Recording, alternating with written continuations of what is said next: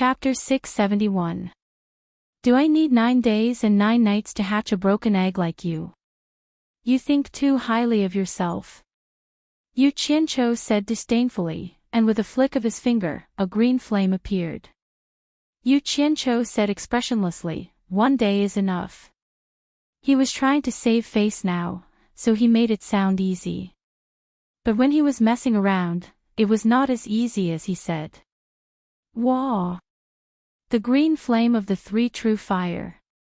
The crow cried out in surprise, flapping its wings and flying around the green flame on Yu Qianqiu's fingertip. Yu Qianqiu asked curiously, you recognize the 3 true fire as well? Although it looked like a crow, it was still a phoenix's descendant, and had good taste. The crow nodded excitedly as it flew, saying, of course I recognize it. We phoenixes are naturally good at controlling fire, how could we not recognize the 3 true fire? As if to prove that it could control fire, as it flew, its black feathers suddenly glowed red, and in an instant, its entire body was covered in red flames. It flew around the room nimbly, the red flames supporting it like soft wings. At first glance, it really looked like a fire phoenix. Such a beautiful scene naturally attracted Wu Lishua's attention, and her eyes lit up. Yu Qianqiu saw that Wu Lishua liked it, and wanted to please her. The green flame disappeared from his fingertip, and with a flick of his palm, a red flame appeared, instantly forming a lifelike fire phoenix. Yu Qianqiu waved his hand lightly, and the fire phoenix flapped its wings, catching up to the crow and flying alongside it. Wah! The crow cried out in surprise again, retracting the flames on its body and landing on Wu Lishua's shoulder. It stared at Yu Qianqiu in surprise and said, so you are also proficient in the art of controlling fire. It's just a little trick. Yu Qianqiu said modestly. He glanced at Wu Lishua, who was following the fire phoenix. He spread out his palm, and a green flame appeared. It instantly turned into a vivid and lifelike fire phoenix. It chased after the red phoenix. So beautiful. Wu Lishua couldn't help but praise. Yu Qianqiu chuckled and said, there's more. A black flame appeared in his palm, instantly forming a lifelike black fire phoenix. It flapped its wings and flew into the air, joining the flying team. 3 different colored fire phoenixes happily chased each other in the room. Wow! The crow cried out again, the black flame of the 3 true fire, there's even a purple one. What about the purple flame of the 3 true flames? I want to see, I want to see. What are you looking at? There's nothing left. Yu Qianqiu waved his hand, and 3 fire phoenixes flew over, collided with his body, and disappeared. I want to see it. I want to see it. Let me see your purple fire phoenix. I beg you. Crow's pleading was futile, and she hugged Wu Lishua's neck, begging, Shua, help me beg your man. I want to see the purple flame phoenix. Wu Lishua obviously wanted to see it as well, and her eyes revealed a pleading look as she looked at Yu Qianqiu. Yu Qianqiu shrugged his shoulders helplessly and said, I've never seen a purple flame myself, where would I get one to show you? He then turned to Crow and chuckled, little phoenix, do you know where to find purple flames? This was the question he really wanted to ask. There should be purple flames in every realm, right? It's the source of power that supports every realm, and its power is very great. On the other hand, the green fire and black fire on your body shouldn't be flames of this world. Strange, how did you get your hands on them? The crow recalled and said. Yu Qianqiu waved his hand impatiently and said, don't tell me these useless things, just tell me where I can find them. How would I know? I'm not familiar with this place. Crow said with some grievance. Yu Qianqiu immediately rolled his eyes at him, turning to look at Wu Lishua solemnly, as if he wanted to say something. Wu Lishua was a little nervous under his gaze, and asked, what is it? Lishua, I hope you can keep it secret. Yu Qianqiu pointed at Crow and said, if anyone asks you anything about it, just say you don't know. You can push it to me, and say I gave it to you.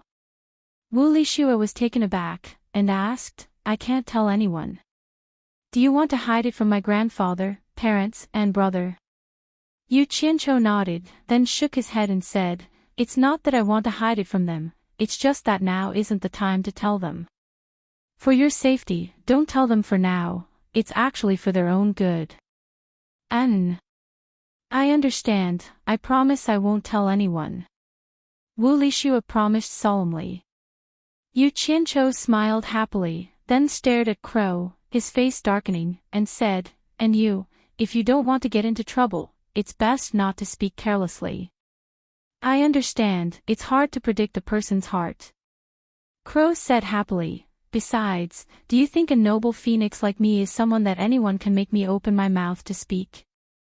Spirit Fong Valley was surrounded by 3 countries, and the weather was pleasant.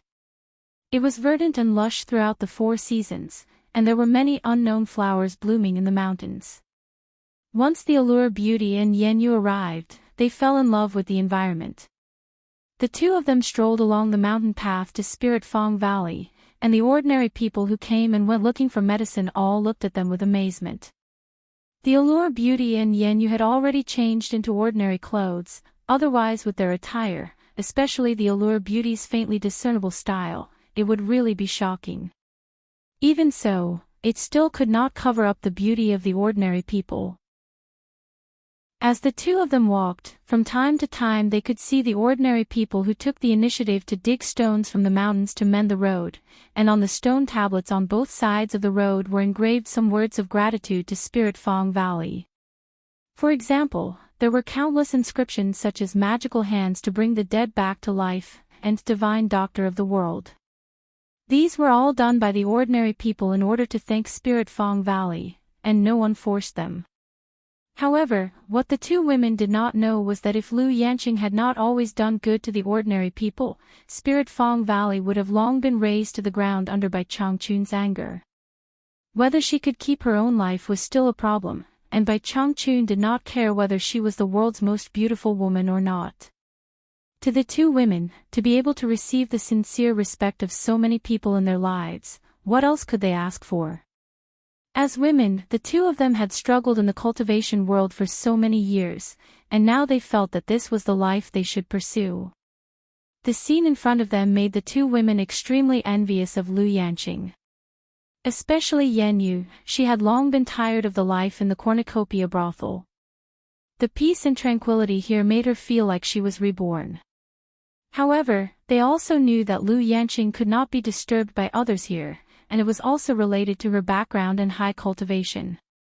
If it were the 2 of them, they were afraid that it would be difficult to achieve their wishes.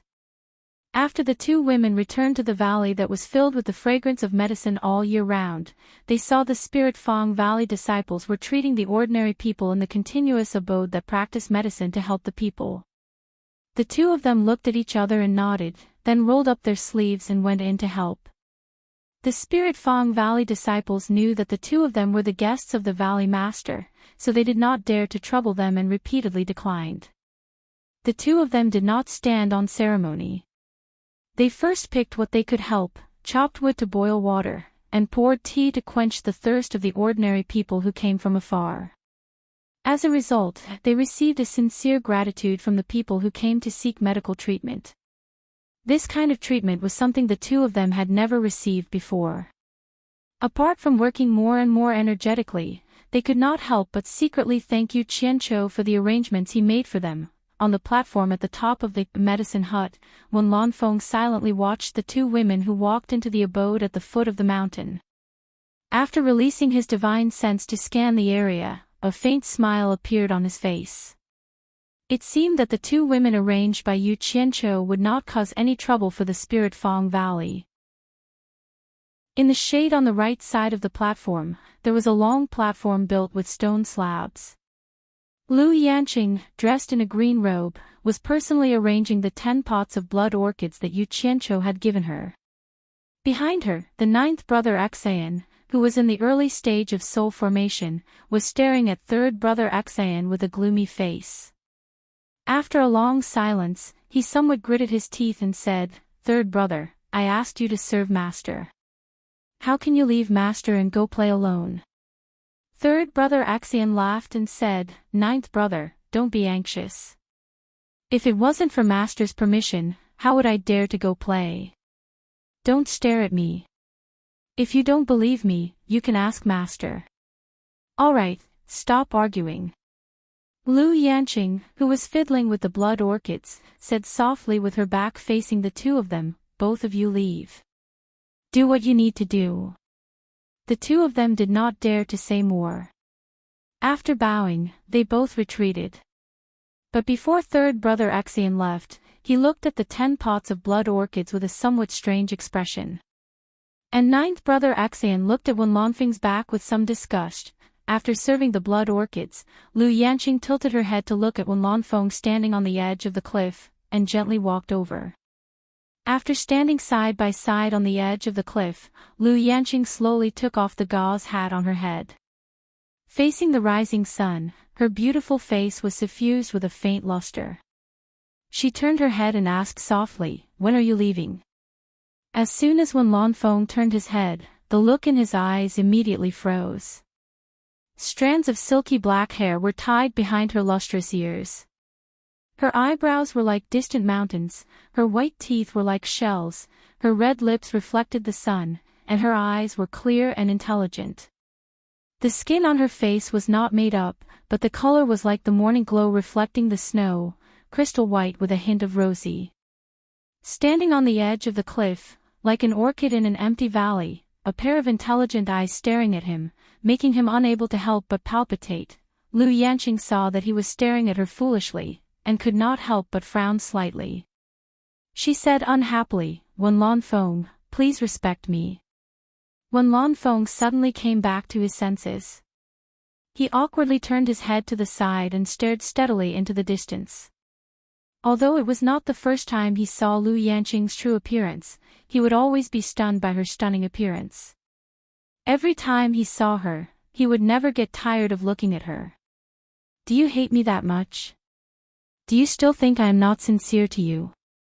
Wen Lanfeng said with a wry smile. "Is it not good to be friends between you and me?"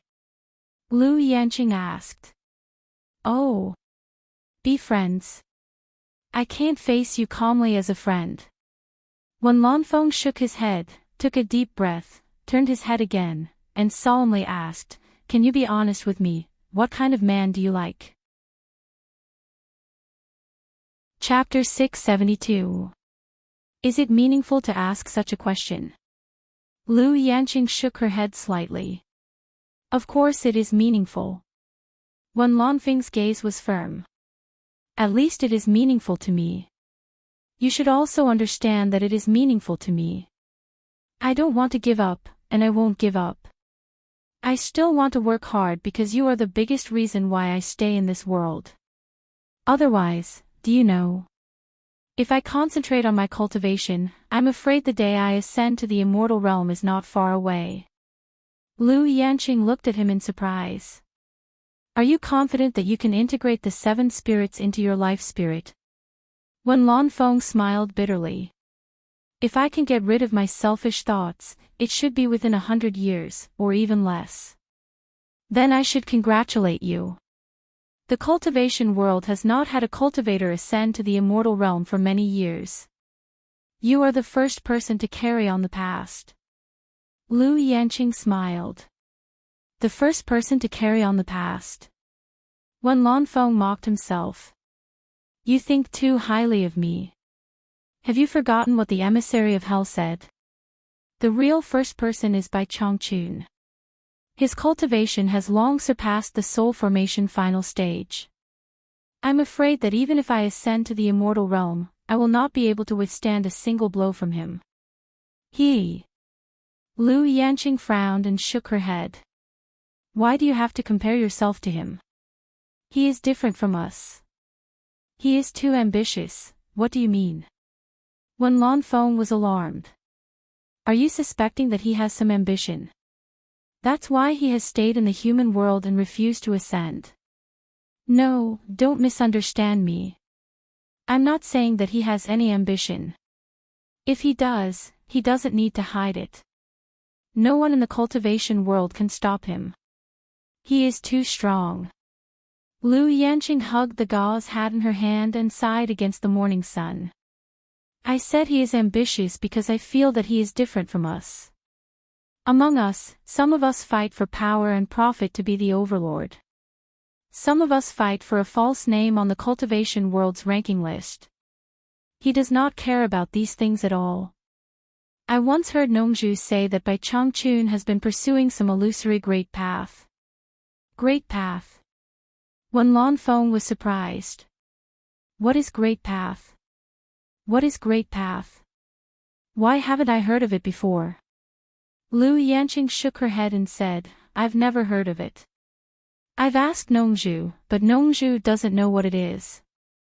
I just occasionally hear similar words from Bai Changchun's mouth, saying that it is likely to be a cultivation realm in Bai Changchun's ideal.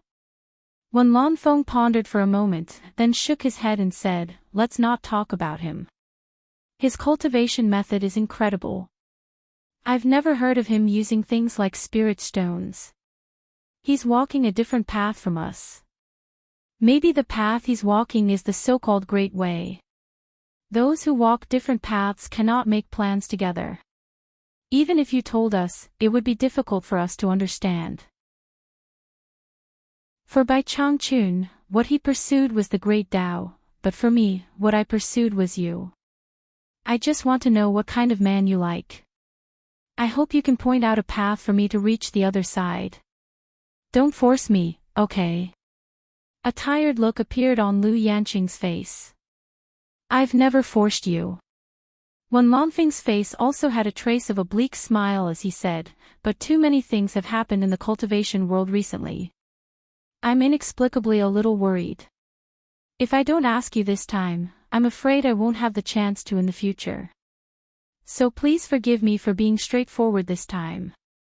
Lu Yanqing turned back to look at him in surprise, as if she did not understand why he would suddenly say such obscure words.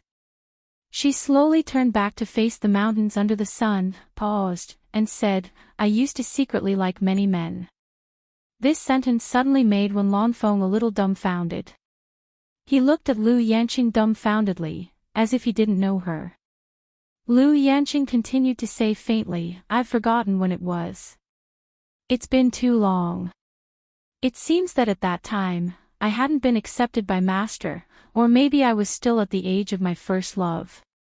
There are always some men who make my heart beat faster when I first see them. That feeling of shyness and admiration is really good. I was accepted by Master in a daze. After stepping into the cultivation world for a few years, I realized. Maybe it's because our spirit Fong Valley has always been practicing medicine and helping the world. I've seen too many secular people live and die. Unconsciously, I can no longer have any feelings for the short-lived secular people. I only have sympathy and help. When I cast my gaze towards the cultivation world, who would have thought that all I saw was mutual deception, unscrupulous competition, and incessant fighting and killing? I was born with an aversion to these things. This is the reason why I never made any choice. After listening to these words, Wen Lanfeng's dumbfounded expression finally eased. He nodded silently to show that he understood. Which woman didn't have the age of a young girl thinking of love? After a pause, he said, Is there no man in the cultivation world that you like?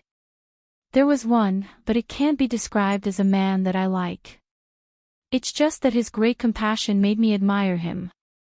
There's no love between a man and a woman. If I have to choose one, I'd rather choose him, Lu Yanqing said frankly. Wen Lanfeng's pupils suddenly shrank. He racked his brains, but with his experience, he couldn't think of anyone in the cultivation world who deserved the title of great compassion. His chest rose and fell rapidly as he asked, Can you tell me who that person is? Do I know him? You know him. Lu Yanqing nodded. Wen Lanfeng could not suppress his excitement and asked, Who is it? You once challenged him to a duel because of my slip of the tongue. As a result, you were seriously injured by him and had to retreat for 100 years.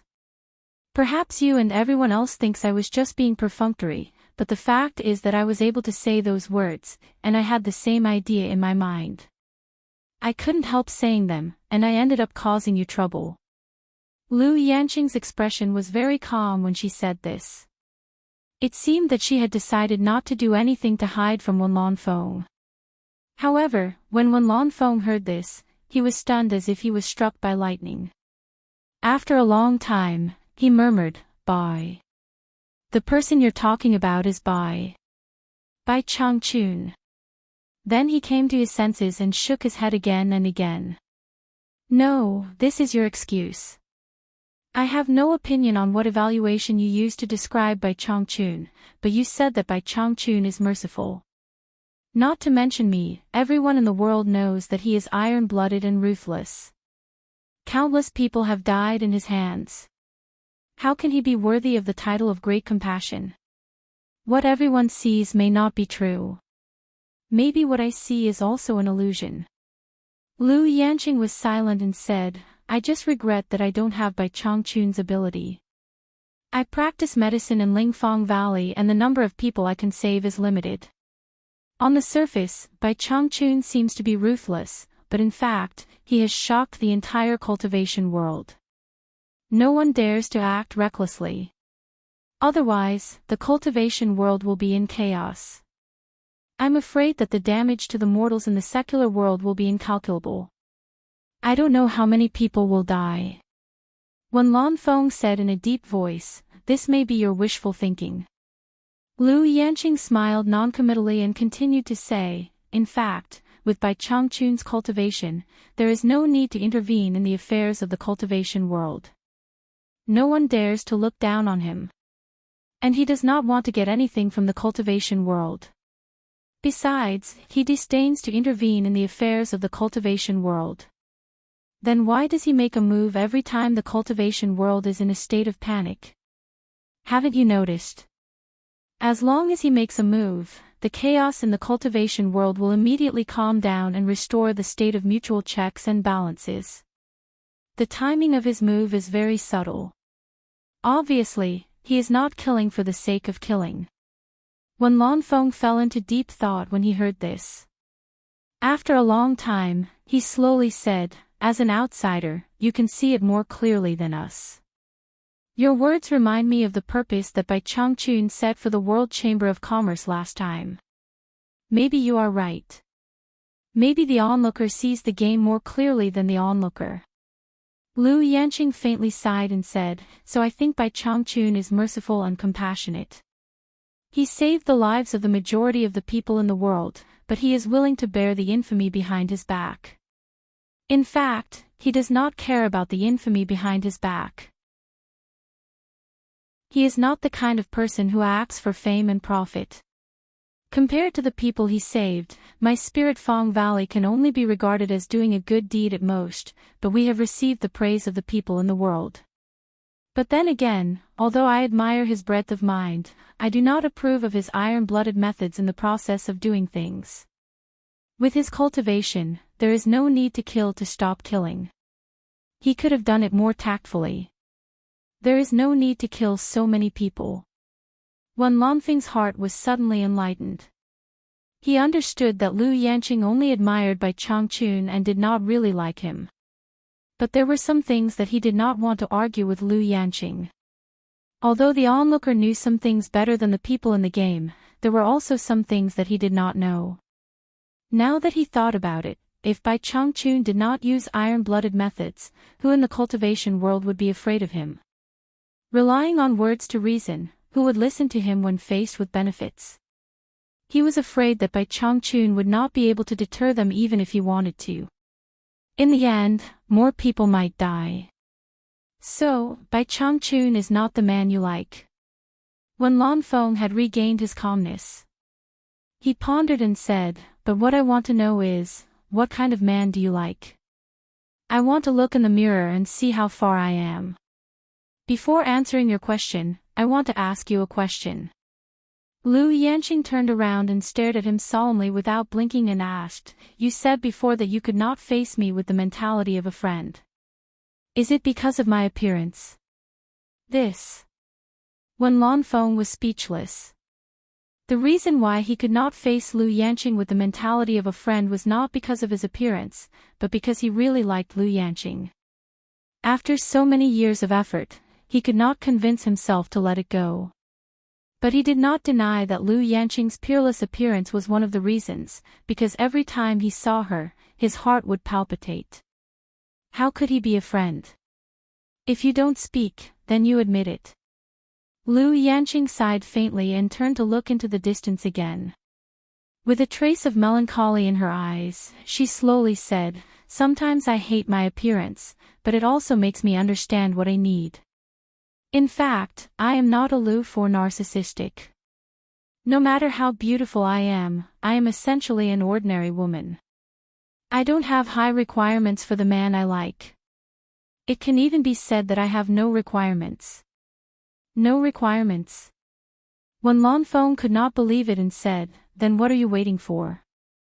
Lu Yanqing smiled faintly and said, "If I have to say that I have requirements, I just hope that he can treat me as an ordinary woman. He can face me calmly and let me know that I am not the so-called first beauty in the world, but an ordinary woman. I don't care how rich he is, or how handsome he is, or how high his cultivation is, or how noble his status is. I don't even care if he's a good person or a bad person. I just want to be like an ordinary woman and find a man who can make my heart palpitate, a man who can make me give everything. Is this request really too much?" Chapter 673. This request is not too much. When Lanfeng said this, it was hard to tell whether he was crying or laughing. But in his heart, he was asking, "But who knows how high the hurdle in your heart is? Who can make your heart palpitate? There is no standard for your request at all, it's pointless for me to ask. I want to ask, is there anyone who can make your heart palpitate right now?" When Lanfeng's expression was a little lonely because he knew he was not the person who could make her heart palpitate. She had already indirectly told him. Lu Yanqing pondered for a while, then shook her head and said, "If there is, you will know. That is to say, I still have a chance." When Lanfeng looked up at the sky and laughed, somewhat self-deprecatingly. "Why do you have to do this?" Lu Yanqing sighed and said, "Since your cultivation is only a step away from ascending to the immortal realm, why not concentrate on cultivation and ascend to the immortal realm as soon as possible?" Immortal body. Even the underworld envoys died in the hands of Bai Changchun, presumably the immortal realm is not much better. Besides, when Lanfeng turned to stare at Lu Yanqing and said word by word, "To be able to protect you forever is my greatest wish. What if I can't see you again after ascending to the immortal realm? Instead of worrying about being separated by two worlds, it is better to stay in the human world. At least when I want to see you, I can still see you. If you encounter any trouble, even if I can't help, I can still do what I can." You. It was the first time Lu Yanqing heard such a naked and undisguised confession from Wen Lanfeng. Even her heart of stone could not help but be moved. In the end, she restrained her emotions and sighed faintly again and said, "Why do you have to do this?" Ha! Wen Lanfeng let out a hearty laugh, as if he had relaxed a lot after saying what was in his heart. He pointed to the abode at the foot of the mountain and changed the topic. "It seems that the two women arranged by Yu Qianqiu are good in nature. They can lower themselves to do odd jobs, not bad, not bad." Lu Yanqing stared at him silently for a while. When she heard him mention Yu Qianqiu, she frowned and asked, "I have something I want to verify with you. I hope you can tell me the truth." When Lanfeng turned around in surprise and asked, "What's the matter? Is Yu Qianqiu a disciple of Bai Changchun?" Lu Yanqing asked. When Lanfeng was stunned and asked in surprise, "Not many people know about this." "How did you know? Did Nongzhu tell you?" "So my guess is correct." Lu Yan gave a rare cold snort and said, "No one told me, but I accidentally found out that Niu Yud is Yu Qianqiu in disguise, plus a few things linked together. I guessed that Yu Qianqiu and Bai Changchun have a relationship, but I don't dare to confirm that he is Bai Changchun's disciple. I know you also know the secret, otherwise you wouldn't support him time and time again. I can't imagine that Bai Changchun, who has been arrogant all his life, has taught a deceitful disciple, who uses fake pills to harm people and cheat money. Niu Yud is Yu Qianqiu in disguise." Wen Lanfeng was shocked. Lu Yanqing asked with some astonishment, "Don't you know?" "I really don't know about this." Wen Lanfeng did not doubt Lu Yanqing's words at all. He frowned and pondered. It seems that Nongzhu also knows about this. No wonder Yu Qianqiu and Niu Yud are familiar. It turns out that they are the same person. What does Yu Qianqiu want to do? He is too reckless. His gaze swept past the abode below, and he immediately narrowed his eyes. He pointed at it and said, "If that's the case, then Yan Yu of the Sleeping Spring Loft is his." Reckless, this kid is simply messing around, too outrageous. How could Bai Changchun accept such a person as a disciple? Is there any reason why Yu Qianqiu did this? Lu Yanqing asked. "I don't know." Wen Lanfeng said in a low voice, "I have to go back and send a message to Nongzhu to see if Bai Changchun knows about this. If this boy is fooling around behind Bai Changchun's back, it is simply ruining Bai Changchun's wisdom. Bai Changchun must discipline him well. Otherwise, with this boy's cultivation at such a young age, once Bai Changchun leaves, there will be a big scum in the cultivation world." Then he looked at Lu Yanqing and said, "Niu Yud and Yu Qianqiu have not stopped. This matter cannot be delayed. If it is too late, who knows what this boy will do to harm people. I will go back first." Lu Yanqing nodded and watched Wen Lanfeng quickly fly into the sky. On a hill behind the medicine hut, Xan Lao San, who was hiding in a tree, saw Wen Lanfeng leave and immediately rushed to the foot of the mountain. He landed at the foot of the mountain and looked around for a while. After confirming that there was no one, he quickly pushed aside a pile of weeds beside him and saw 3 unconscious young girls lying inside. Looking at their simple and shabby clothes, they were obviously farm girls. Without hesitation, Xan Lao San carried them on his shoulder and quickly sneaked into the depths of the mountain with the 3 girls. He was exceptionally careful along the way. He arrived at the foot of an inconspicuous hill in the depths of the mountain and stopped beside a huge rock that was embedded in the mountain. He looked around vigilantly once again and suddenly scuttled into the underbrush under the huge rock. He carried the 3 women and disappeared into the underbrush together. If one was not familiar with the terrain here, who would have thought that there was a cave behind the grass? The passage leading to the cave was not smooth. In the darkness, there were abrupt stones sticking out. However, Xan Lao San was obviously very familiar with this place. He easily brought the 3 girls to the innermost part.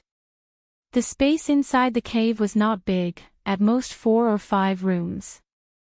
However, it was filled with fluorescent stones to drive away the darkness. It was very bright, at least reaching the level of ordinary lighting. Only a few large boulders that were erected were dim, giving people a kind of unfathomable feeling. Xan Lao San directly threw the people he brought into the ground. He looked around but did not see Yan Zhuixing's figure. His eyes looked towards the shadows behind the boulders. Sure enough, after a while, Yan Zhuixing flashed out from behind a boulder at the edge like a ghost. Yan Zhuixing also appeared very careful. His eyes glowed with a demonic red light. After glancing at the passage where they came in, he asked, "Did you encounter anything unusual on the way here?" Xan Lao San respectfully replied, "Rest assured, Master. Generally, people in the cultivation world will not trespass into the territory of Lingfang Valley. It is also very difficult for people in the secular world to break into this place.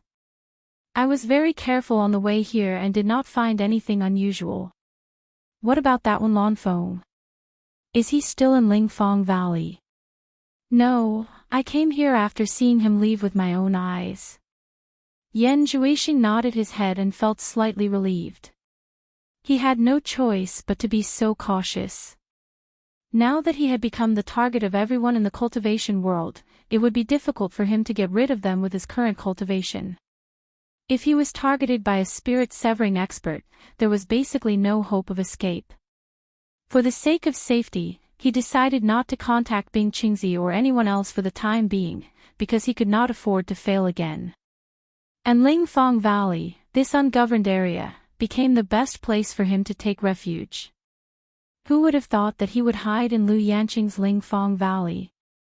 Yan Zhuixing glanced at the three young girls on the ground and frowned. Why are there only 3? I don't know if I can succeed with just these. I still need 49 more in the future. If you go on like this, how long will I have to wait? As he waved his hand, the sound of staggering footsteps came from behind a few large rocks. 5 silly girls walked out from the shadows as if they were sleepwalking. Xian Laosan said in fear, "Master, please calm down. There are really not many families in the periphery of Lingfang Valley. Moreover, Master only needs virgins with a body of purine, so it is more time-consuming to find them. If it is an ordinary woman, it should be easier to find." Can you? No. Yan Zhuixing refused flatly. You can only find virgins. Women who have lost their chastity cannot be wanted. Blood demon flower needs purine blood to be nourished. Blood that has lost yin qi will greatly reduce the magical effect of blood demon flower. Xian Laosan quickly agreed, yes, yes, yes. I will increase the search efforts in the vicinity of Lingfang Valley and try to gather enough people for Master as soon as possible. Yan Zhuixing just showed a satisfied expression, but his eyes flickered as if he thought of something. He waved his hand and said, "From today onwards, you can't do anything near Lingfang Valley. Otherwise, it will cause suspicion sooner or later. Try to go as far as possible and search in the territory of the 3 countries. Remember, it is best to find the daughters of poor families. Such families will not make much noise if there are only a few people.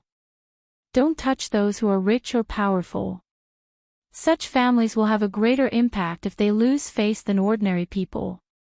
If you make a big noise, it will cause suspicion sooner or later. Also, don't do it in one place. It will also easily cause suspicion." I will remember.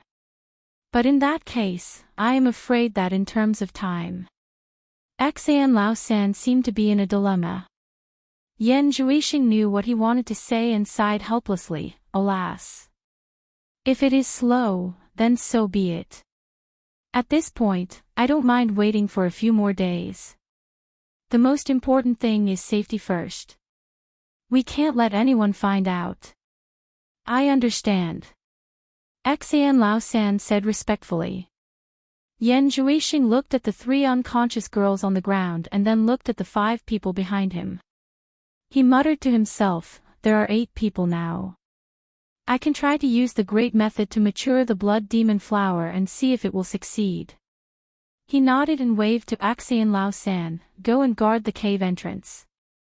Don't let anyone or beast come in and disturb us. Unexpectedly, Xian Laosan said hesitantly, Master, there is something about the 7-star blood orchid. I don't know if I should say it or not. Oh. Yan Zhuixing suddenly turned around and asked curiously, you know about the 7-star blood orchid? Why don't you tell me about it? Yes. Xian Laosan bowed slightly and said, before coming, I saw Master playing with the 7-star blood orchid with my own eyes. There were more than 10 pots. 10 pots of 7-star blood orchid. Yan Zhuixing's eyes lit up.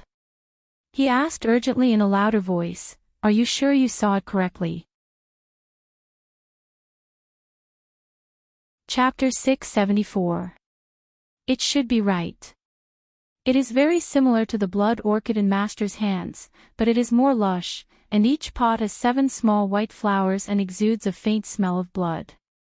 My master also said that it is the 7-star blood orchid brought back from the cornucopia. Xan Laosan said. Then it should be right. Hey! Is what Yu Qianqiu said true? Yan Zhuixing muttered. He remembered that Yu Qianqiu said in the cornucopia that he sold the 10 pots of blood orchid to someone else. At that time, he thought that Yu Qianqiu was lying. He didn't expect it to be true, and he didn't expect it to be sold to Lu Yanqing. If Master needs, this subordinate will find a way to steal the 10 pots of blood orchid. Xan Laosan flattered. Yan Zhuixing hesitated and shook his head. He raised his hand and said, "Don't act rashly. A little impatience will spoil a great plan. Although I really want the 10 pots of mature blood orchid, it is not the time. Once the 10 pots of blood orchid of your master are stolen, and Yu Qianqiu revealed the truth to me, it is inevitable that someone will suspect me. For safety reasons, you must not touch the 10 pots of blood orchid of your master, at least not for the time being. This subordinate understands." Xan Laosan bowed slightly. Yan Zhuixing waved his hand and said, "Set up a soundproof enchantment at the entrance of the cave and guard it well." The former obeyed and quickly rushed to the entrance of the cave to set up, and then hid in the cave behind the grass to guard against people breaking in. Inside the cave, Yan Zhuixing flicked his fingers and shot 3 black lights directly at the 3 young women on the ground. The 3 women woke up from their coma one after another. The person who woke up first realized that he was lying on the ground. He hurriedly got up and looked at his surroundings. Ah! He was so scared that he let out an ear-piercing scream. His voice echoed in the cave. She didn't know what happened and how she suddenly appeared in a cave. In some dim light, a good-looking but expressionless man was staring at her indifferently. Behind the man were 5 girls with dull expressions, and the atmosphere was extremely frightening. The most terrifying thing was that beside her, there were 2 figures struggling to get up. The strange scene was beyond her imagination, and she subconsciously let out a terrified scream. Yan Zhuixing's eyes suddenly glowed with a demonic red light, penetrating the other party's mind and cutting off the scream halfway. As soon as the other 2 girls raised their heads, their eyes met with a pair of glowing red eyes. The fear on their faces immediately turned into a sluggish expression. The bewitching red light disappeared. Yan Zhuixing's cold eyes quickly swept across the eyes of the 8 young girls. Silly smiles appeared on the faces of the 8 young girls. They raised their hands and slowly undressed themselves.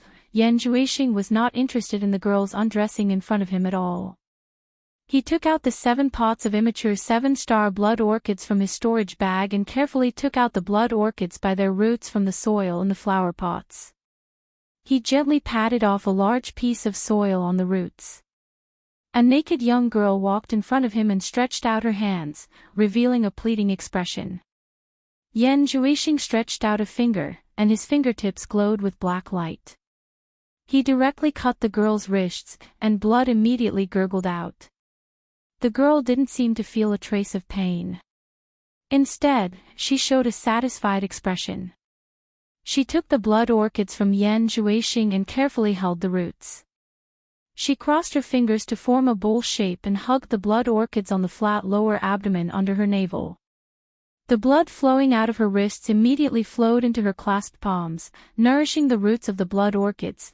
7 blood orchids were held on the abdomen by the 7 girls in a row. There was still a girl who walked over foolishly and stretched out her hands. Yan Zhuixing glanced at the 7 of them and said indifferently to the girl, "You step aside first. If there is any accident, I will use you as a substitute." The girl immediately stepped back obediently. Yan Zhuixing walked to the center of the cave and clapped his hands. The 7 girls holding the blood orchids immediately walked over and stood in a circle, surrounding him in the middle. Yan Zhuixing looked around at the naked bodies of the 7 young girls. No matter how tempting they were, he couldn't see any lust in his cold eyes. He silently looked at the wounds on the wrists of the 7 girls. Blood almost soaked the roots of the blood orchids in his clasped palms. Yan Zhuixing slowly closed his eyes and made a messy and complicated gesture with his hands. Black mist slowly emerged from his body and lingered around him. The extremely strange scene didn't last long. Suddenly, he let out a muffled hum. 7 shining red bloodlines drilled out of his nostrils and circled around his body like spiritual snakes. The lingering black mist quickly rushed to the 7 shining red bloodlines. In a blink of an eye, they turned into 7 dancing black snakes and circled around the top of the cave. There was a red light shining on the snake's head.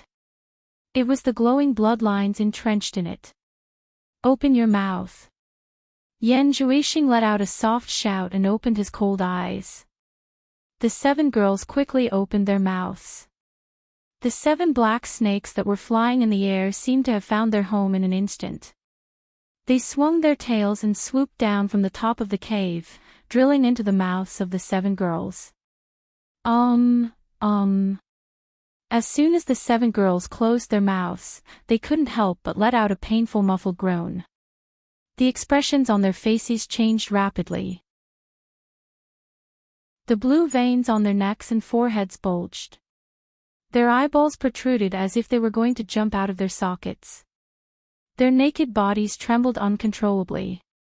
Obviously, they were suffering from unbearable pain. Yan Zhuixing simply ignored the unbearable pain of the 7 girls. His figure flashed quickly. He stretched out 2 fingers of his right hand like a dragonfly skimming the water. He dipped the blood on one of the girl's hands and quickly drew a pentagonal star pattern on the girl's forehead. After he was done, he turned around and waved the 2 fingers of his right hand. Soon, he used the blood of the 7 girls to draw a pentagonal star pattern on each of their foreheads. After doing this, Yan Zhuixing quietly closed his eyes and pondered for a while. Then, he slowly knelt down on one knee piously. He pressed the finger that was stained with the blood of the 7 girls on his forehead. He pressed it heavily and drew a bright vertical mark from the center of his forehead to between his eyebrows. It was as if he had grown a 3rd eye. Yan Zhuixing knelt on one knee in the middle of the 7 naked girls. He put his palms together and pressed them on his chest. He lowered his head and chanted piously. The 7 girls seemed to have a telepathic connection with him. They chanted in unison, "Ancient existence. A supreme demon god. Please listen to the humble pleas of your incomparably loyal people. Almighty demon god, please open your incomparably broad chest and bestow power to your people who worship you piously. Let the blooming blood demon flower praise your greatness and wisdom." The voices of the 8 people reverberated in the cave, creating layers of sound waves. After he finished reciting those words, a black light suddenly appeared above Yan Zhuixing's head, revolving between the 7 girls. The cave immediately became deathly still. The sounds that were originally reverberating in the cave were suppressed by a desolate and ancient aura the moment the black light appeared. The desolate and ancient aura spread out from the rotating black light. The rotating black light gradually rotated from the size of a bean to the size of a round table. Then, it stopped expanding. The black light became denser and denser. Suddenly, it flashed and split into 2. The 2 black lights seemed to be brewing and floated. After a while, they actually formed 2 huge eyes. This pair of transformed eyes were like the eyes of a real person. Every frown and movement was bright and full of unquestionable majesty. Although it looked like a real person's eyes, it did not look like a human's eyes. Because it was too cold, there was not a trace of emotion in it.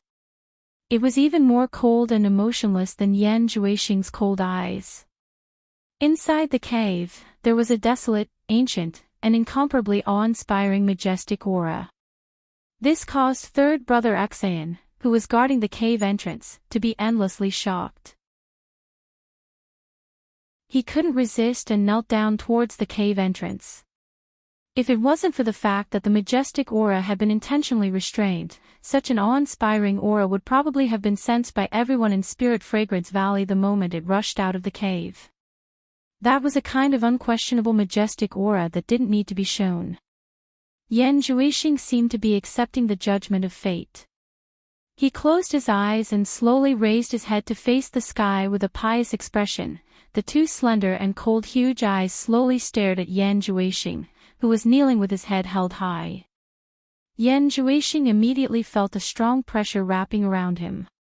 He did not even have the strength to lift a finger. It was as if his whole body was going to be crushed into powder in an instant. Suddenly, a black light shot out from the two huge eyes and directly entered the blood-red vertical scar on Yan Zhuixing's forehead. The blood-red vertical scar instantly became alive. The red light overflowed and shone, as if a third eye was really going to grow on his forehead. After the cold and huge eyes finished doing this, they gradually dispersed into a rotating black light. They gradually shrank, as if they were going to disappear. Suddenly, the shrinking black light paused for a moment, then began to expand again, turning into a pair of huge eyes. The cold eyes seemed to have a little bit of humanity. They stared at Yan Zhuixing and actually revealed an expression of contemplation.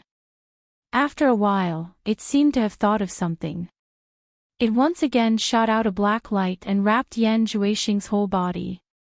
After the black light was completely annihilated into Yan Zhuixing's body, the eyes dispersed into a black light again. It rapidly rotated and shrank until it was the size of a bean. Then, it suddenly disappeared. In an instant, the majestic and oppressive desolate and ancient terrifying aura in the cave disappeared without a trace. Only then did Yan Zhuixing dare to open his eyes. He looked around with a hint of excitement and excitement hidden in his eyes. Although he didn't know what had happened just now and was only doing it according to the records in the demonic book, it was the first time he deeply experienced the extraordinariness and power of the great demonic book. Such a powerful aura, too powerful. He didn't expect that casting a spell could actually condense such a powerful aura. Not only did it suppress his body, but it also suppressed his thoughts of resisting. One could tell the whole picture by looking at one spot. The demonic book actually had such power. Once it was mastered, who in the world could stop him? Yan Zhuixing's excited gaze froze. He forcefully stabilized his emotions. He knew that now wasn't the time to think about all sorts of things. A journey of 1,000 miles began with a single step. The way of the king was to do what was in front of him first. With his hands behind his back, he slowly floated into the sky above the cave. The 7 young girls raised their heads. Their gazes followed his figure and looked up at him in a daze. Yan Zhuixing formed complicated hand seals and indifferently spat out word by word, "Light of the demon god, shine on the 7 stars. Lowly creatures, under the illumination of the demon god, contribute your lives and let the flower of the blood demon bloom even more brightly." The blood stain on his forehead that was overflowing with red light immediately attracted the gazes of the 7 young girls. The star-shaped patterns on their foreheads immediately resonated and there was also a red light circulating on them. Suddenly, the red light on Yan Zhuixing's forehead turned into 7 red light beams and directly shot into the center of the star-shaped patterns on the foreheads of the 7 young girls. The red light on the foreheads of the 7 young girls flashed and disappeared along with the star-shaped patterns on their foreheads. An indescribable expression of pain instantly appeared on the faces of the 7 young girls. Their pale faces that had lost too much blood twisted into a hideous and twisted appearance. Their bodies couldn't stop trembling. The wound on his wrist that had already coagulated into a blood scab suddenly collapsed. Blood gushed out rapidly. What accompanied it was the red light mixed with the fresh blood that flowed continuously towards his closed palms. Once the flowing red light came into contact with the roots of the 7-star blood orchid, the entire blood orchid immediately seemed to be filled with life. The red leaves that were like silk wriggled and grew slowly. The 7 young girls seemed to be unable to bear the pain any longer. "Ah!" They desperately shook their heads and screamed. Her originally bare and smooth skin was rapidly aging at a visible speed, and wrinkles appeared on her skin. The shrill screams couldn't make Yan Juixing's ice-cold eyes produce a trace of pity. Even if the screams were extremely miserable, it couldn't make a ripple in his eyes. He was concentrating on the 7 blood orchids that were growing rapidly. The young life was flowing away. The plump breasts that originally belonged to the young girls were gradually withering and shriveling. The youthful faces couldn't help but wrinkle. The black hair on their heads was turning from white to white. The thick smell of blood filled the entire cave. The mournful screams that were gradually weakening gradually became weak. They were actually already awake from the endless pain. Their eyes were flickering with fear. They actually wanted to resist, but they couldn't. There was a powerful force in their bodies that suppressed them to the point that they couldn't resist at all. The young girl standing at the side turned a deaf ear to this. She still had a silly smile on her face, as if everything had nothing to do with her. Yan Juixing, who was silently watching everything below, suddenly had his eyes lit up.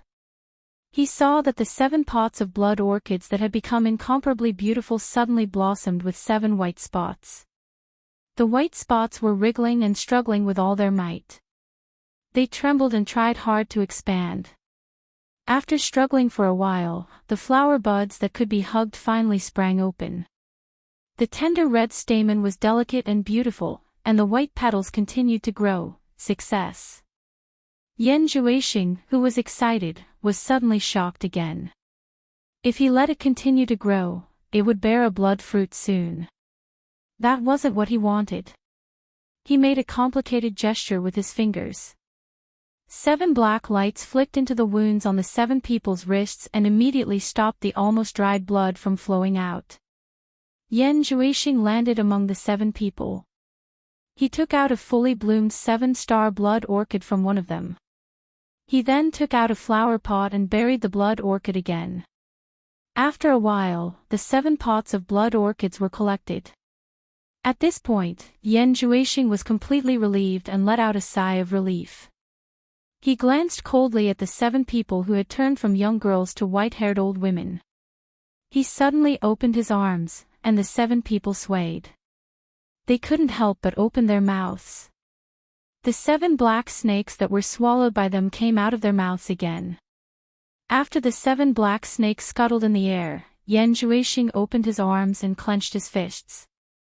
As his knuckles cracked, the 7 black snakes exploded into a black mist. Yan Juixing opened his mouth and took a deep breath. The black mist was sucked into his mouth like a flowing cloud. The 7 blood vessels that were shining with red light also nimbly drilled into his nostrils. Without the restriction, the 7 people who had turned from young girls to old women could no longer support their bodies. They swayed and fell down one after another. Each of them lay on the ground and stared at Yan Juixing weakly. All of them had a pleading look in their eyes. However, they begged the wrong person. Yan Juixing glanced at them coldly and said expressionlessly, "You don't have much life left. Living is even more painful. Why don't I do a good deed and give you a quick death? In order to thank you for your contributions, I will leave your corpses intact." As he spoke, his body flashed in a circle like a ghost. There were 7 crisp sounds of bones breaking. In the blink of an eye, he stood in the same place and coldly glanced at the 7 people whose heads had already turned a few circles.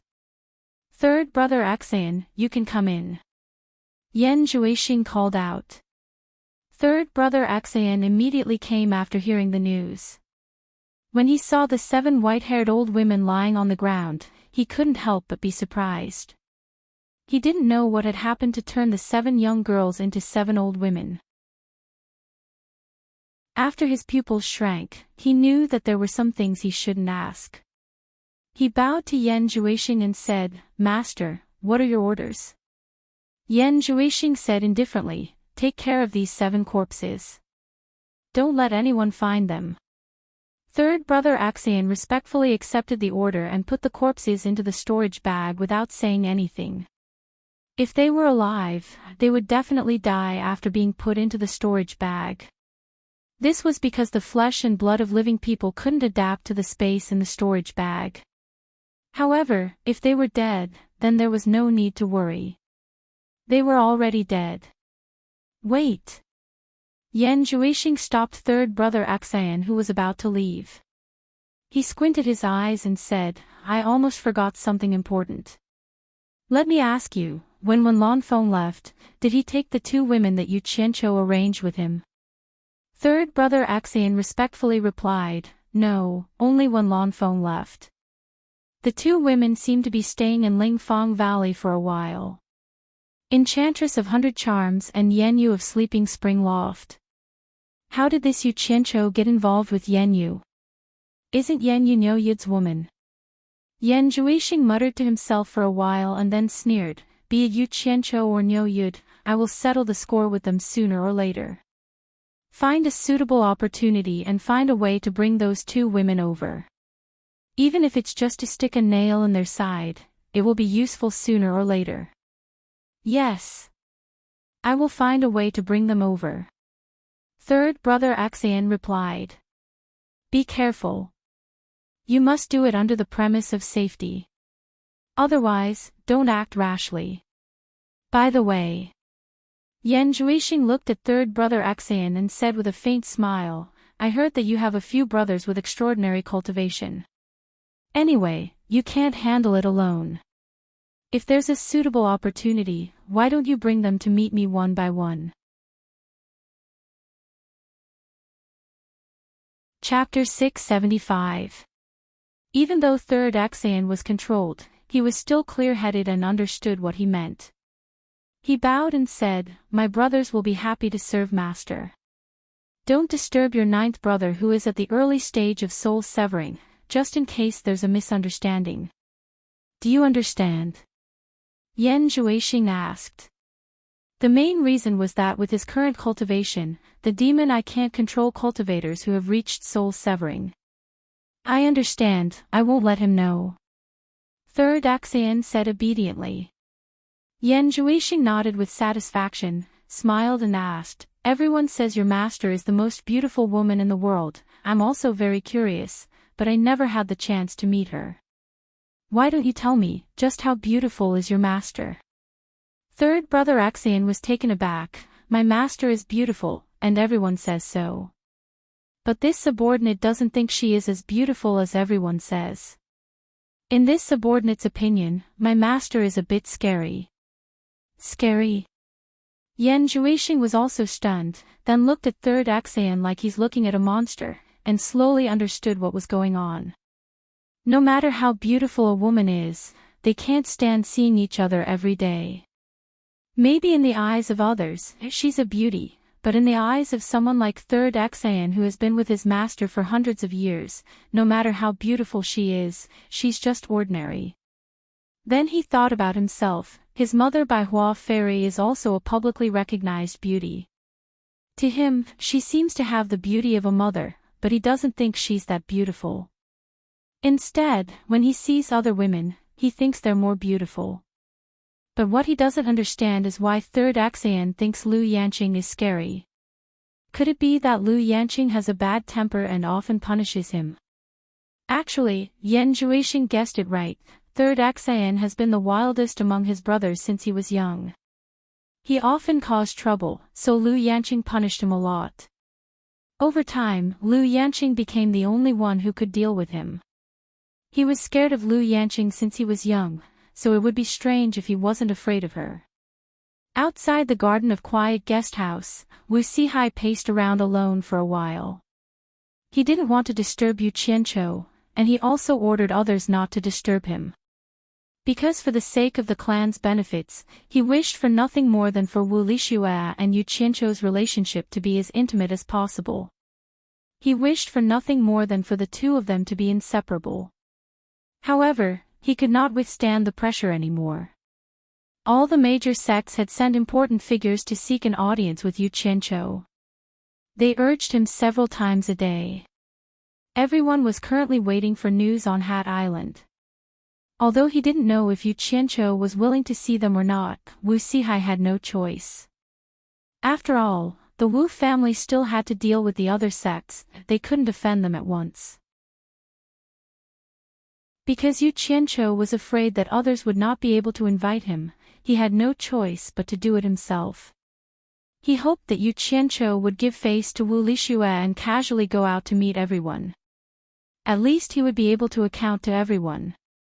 After some hesitation, he put his hands behind his back and walked in with a smile on his face. Walking to the quiet guest house, Wu Sihai coughed lightly and said in a clear voice, "Shui." As soon as he finished, he saw two heads poking out from the window upstairs. Yu Qianqiu and Wu Lixue looked at each other and jumped down from the window. Wu Lixue smiled and hugged Wu Sihai's arm. "Grandpa, why are you here?" Wu Sihai's eyes paused on the crow on Wu Lixue's shoulder, and surprise flashed. Then he looked at Wu Lixue, who was glowing, and smiled with satisfaction. Finally, he looked at Yu Qianqiu. Yu Qianqiu cupped his hands and smiled. "Greetings, Patriarch Wu."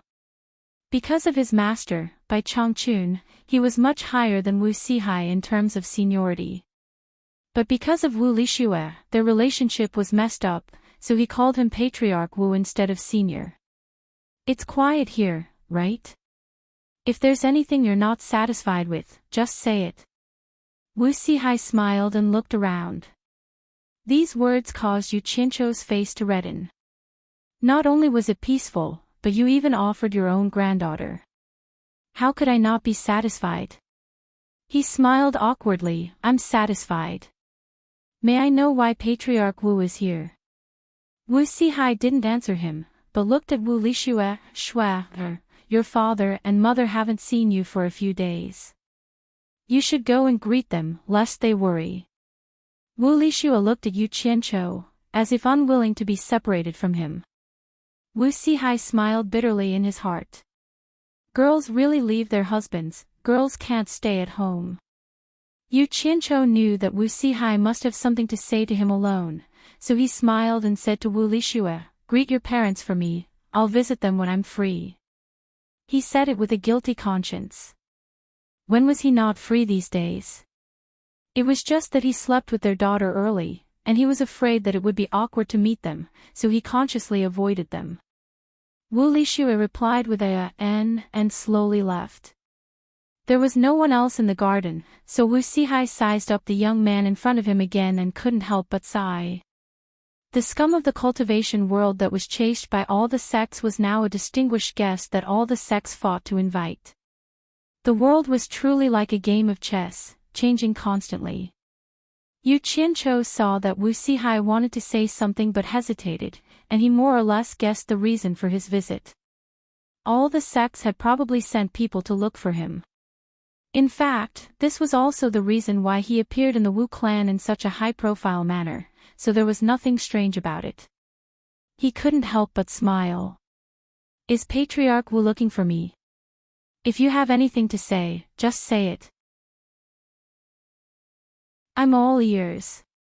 Wu Sihai smiled bitterly and shook his head. He sighed and said, "Then I won't beat around the bush. All the sects sent people to look for you, and they are all gathered at Hat Island. I know about the grudges between you and them, so my Wu clan doesn't plan to interfere with the matters between you and them. However, everyone can see that you are here, and all the sects came to look for our Wu clan, asking us to pass the message to you. You see, I have no other choice, so I came to look for you. What's wrong with that?" Yu Qianqiu waved his hand disapprovingly and said, "Just tell them directly that I'm not interested in meeting them and ask them to scram." Wu Sihai was immediately displeased. This kid was clearly pretending to be ignorant. "I came to look for you personally because I want you to show yourself and not make things difficult for my Wu clan. You actually don't give me face. Since you don't give me face, then don't blame me for relying on my status as Shui, or as grandfather to take advantage of my seniority."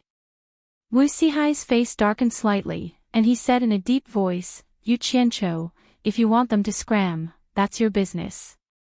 You should tell them personally. My Wu clan can't afford to be a villain. Even if you don't give me face, you should give Shui or face, right?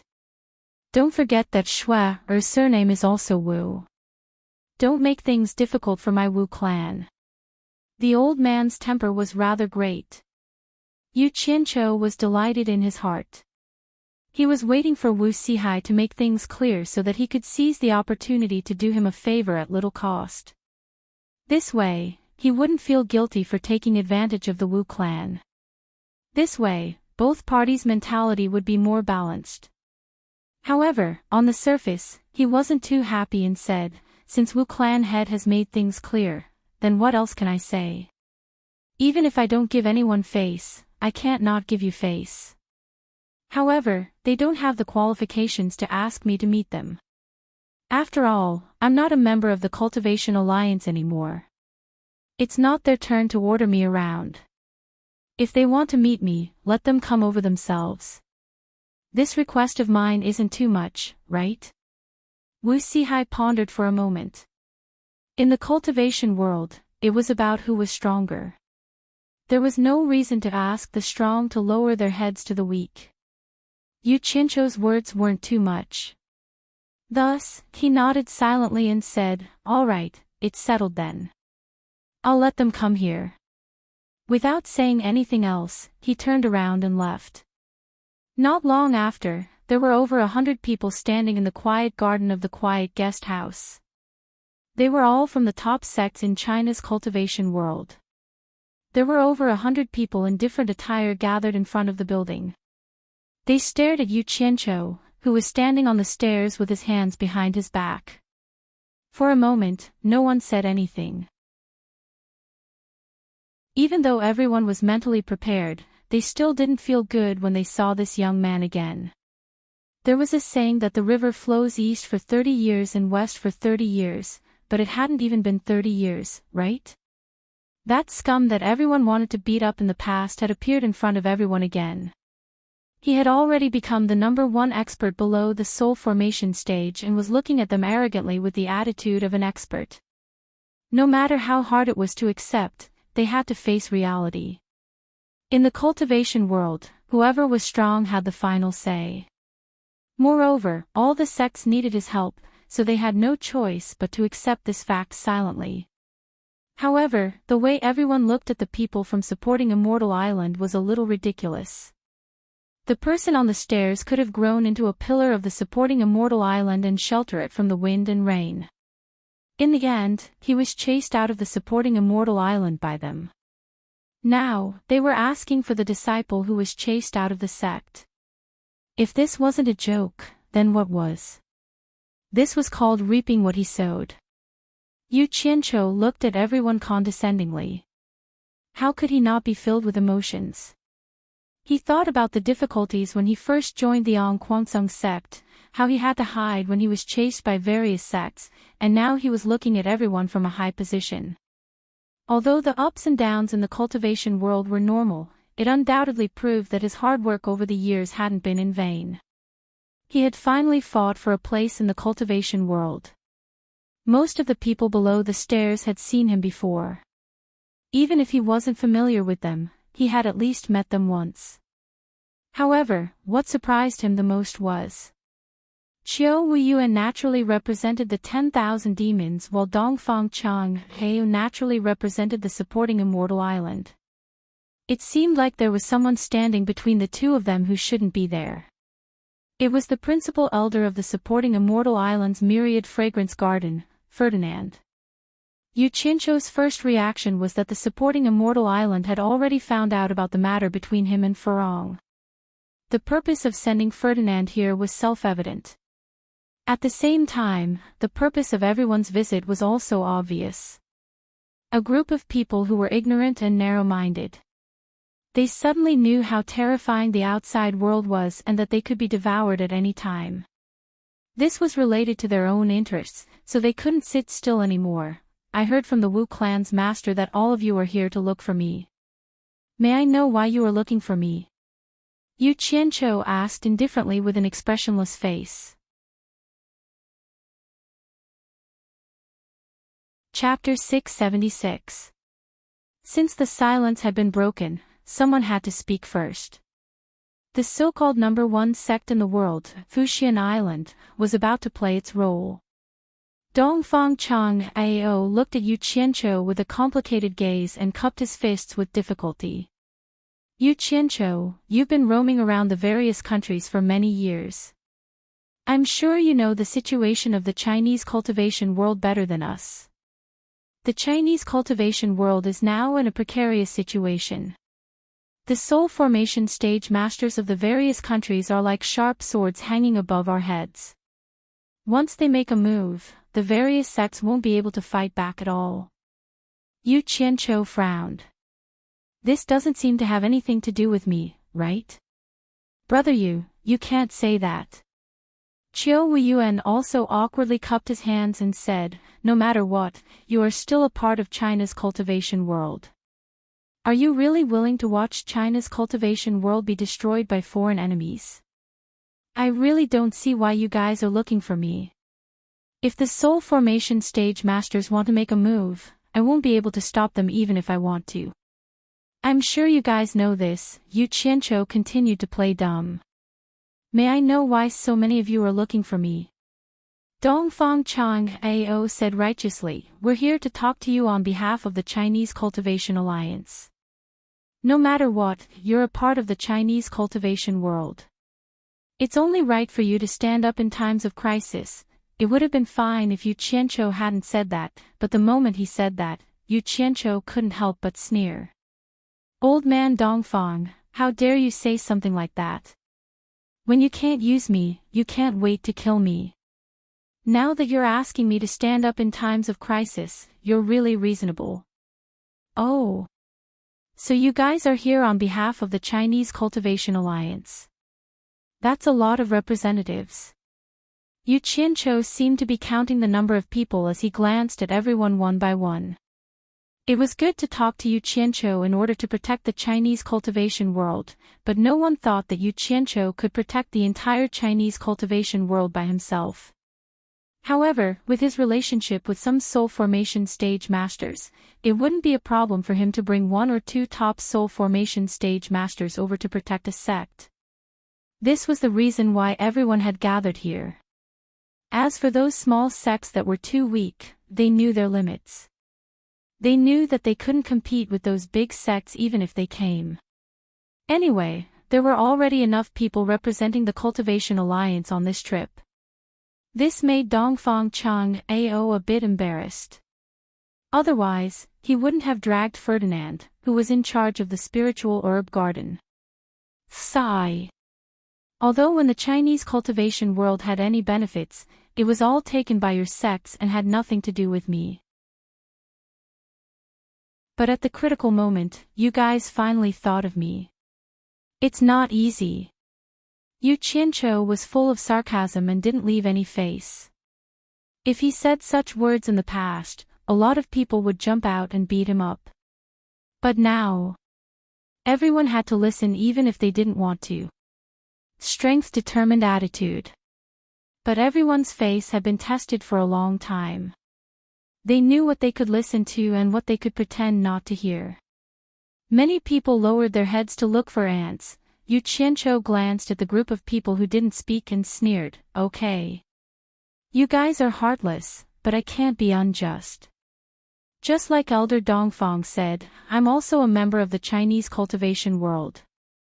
So I promised the Cultivation Alliance that I'm ready to stand up in times of danger, but I can't guarantee that I can help. That's all I have to say. If there's nothing else, you can leave. As soon as he finished speaking, he went back to the building and sat on the rocking chair in the hall, smiling at the people outside. The remaining group of people looked at each other. What was the difference between what Yu Qianqiu said and not saying? If everyone left like this, how could they explain it to the sects when they went back? But he had already agreed to the Cultivation Alliance without hesitation. What excuse could they use to stay? Yu Qianqiu, who was sitting on the rocking chair, closed his eyes gently. One of his favorite things to do was to tear off the disguise of those righteous people who were covered with a sanctimonious veil and slowly enjoy their ugly behavior. The group of people outside looked at Yu Qianqiu, who was sitting on the rocking chair, and all of them gnashed their teeth in hatred. Unfortunately, things were different now, and they couldn't do anything to him. Dongfang Chang'ao was also speechless. His words were blocked by Yu Qianqiu. He represented Fuxian Island, and it was not good for him to do anything in public. He could only transmit his voice to Ferdinand next to him. "Elder Ferdinand, it's up to you now." Ferdinand smiled bitterly and helplessly. He braced himself to find an excuse and shouted, "Yu Qianqiu, do you still recognize me?" His voice attracted everyone's attention. "Damn! My dear father-in-law, how are you?" Yu Qianqiu was speechless. This Fuxian Island was indeed the #1 sect in the world. The resources in their hands were so rich that they could even bring out his future father-in-law. It couldn't be helped. His future father-in-law was acting, and he had to cooperate. Yu Qianqiu, who was sitting on the rocking chair, suddenly opened his eyes and stared at Ferdinand outside. After looking for a while, he revealed a look of disbelief. He suddenly stood up and strode out of the door. He said in surprise, "Are you Elder Fei of Wanfen Garden?" "Ha! That's me." "I didn't expect Yu Qianqiu to still remember me," Ferdinand said with a smile. "It's really Elder Fei. I thought I saw wrongly just now. Back then in Fuxian Island, Elder Fei had always taken care of me, and I will never forget it." Yu Qianqiu raised his hand and led the way into the house. He said with a smile, "I haven't seen Elder Fei for a long time. It's a good time to catch up. Please come in." Ferdinand followed him into the house with a smile. Everyone watched the two of them disappear in the hall. There were not many people who knew about the relationship between Yu Qianqiu and Furong even in Fuxian Island. It should be known that this was an important secret of Fuxian Island that was strictly guarded, and only some of the higher-ups knew about it. Dongfang Chang'ao, who knew about it, was completely speechless when he saw the two of them acting. It really looked like that was the case. Jiao Weiyuan silently turned around and stared at Dongfang Chang'ao. He said through telepathy, "Brother Dongfang, it seems that the relationship between Elder Fei and Yu Qianqiu is not ordinary. Fuxian Island is really not comparable to ordinary sections. They even dug out the principal elder of Wanfen Garden who rarely leaves the island. They really put in a lot of effort." Not only Jiao Weiyuan, but the others also stared at Dongfang Chang'ao with jealousy in their eyes. Dongfang Chang'ao was too lazy to say anything more. He didn't want to stay here anymore. Anyway, he couldn't solve any problem by staying here. Everything depended on Ferdinand.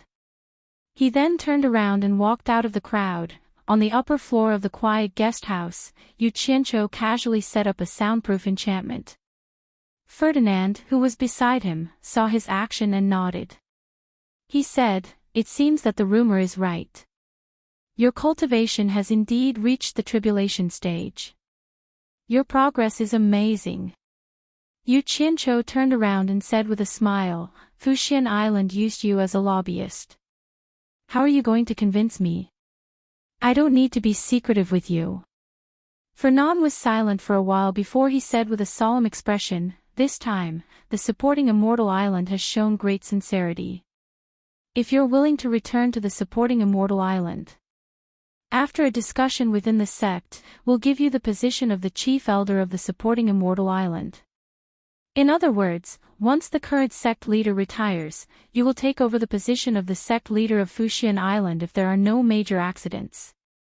I think this condition is very good. You can really consider it seriously."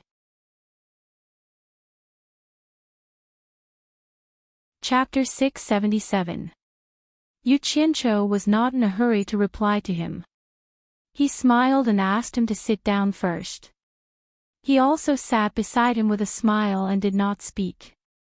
There was a tea table between the two of them. There was no tea on the tea table, but Yu Qianqiu took out a pot of good wine as tea. He poured a cup for Ferdinand and said, "This wine is not ordinary. It is the 100-fruit wine given by a monster king in the monster domain. There are not many people in the cultivation world who can drink it. Try this wine and see how it tastes." Although Ferdinand did not know his real identity in the monster domain, he knew that he had a relationship with the ghost general in the monster domain. So, what he said must be true. He did not stand on ceremony with him. He picked up the wine cup and drank it. The cool wine that moistened his mouth slid into his stomach. Immediately, a warm feeling surged and spread to his limbs and bones. His whole body was refreshed, and the fragrance lingered in his mouth. Ferdinand smacked his lips and nodded. "It is indeed a good wine." Yu Qianqiu smiled and filled his cup again. Ferdinand stared at his action with a gratified look on his face.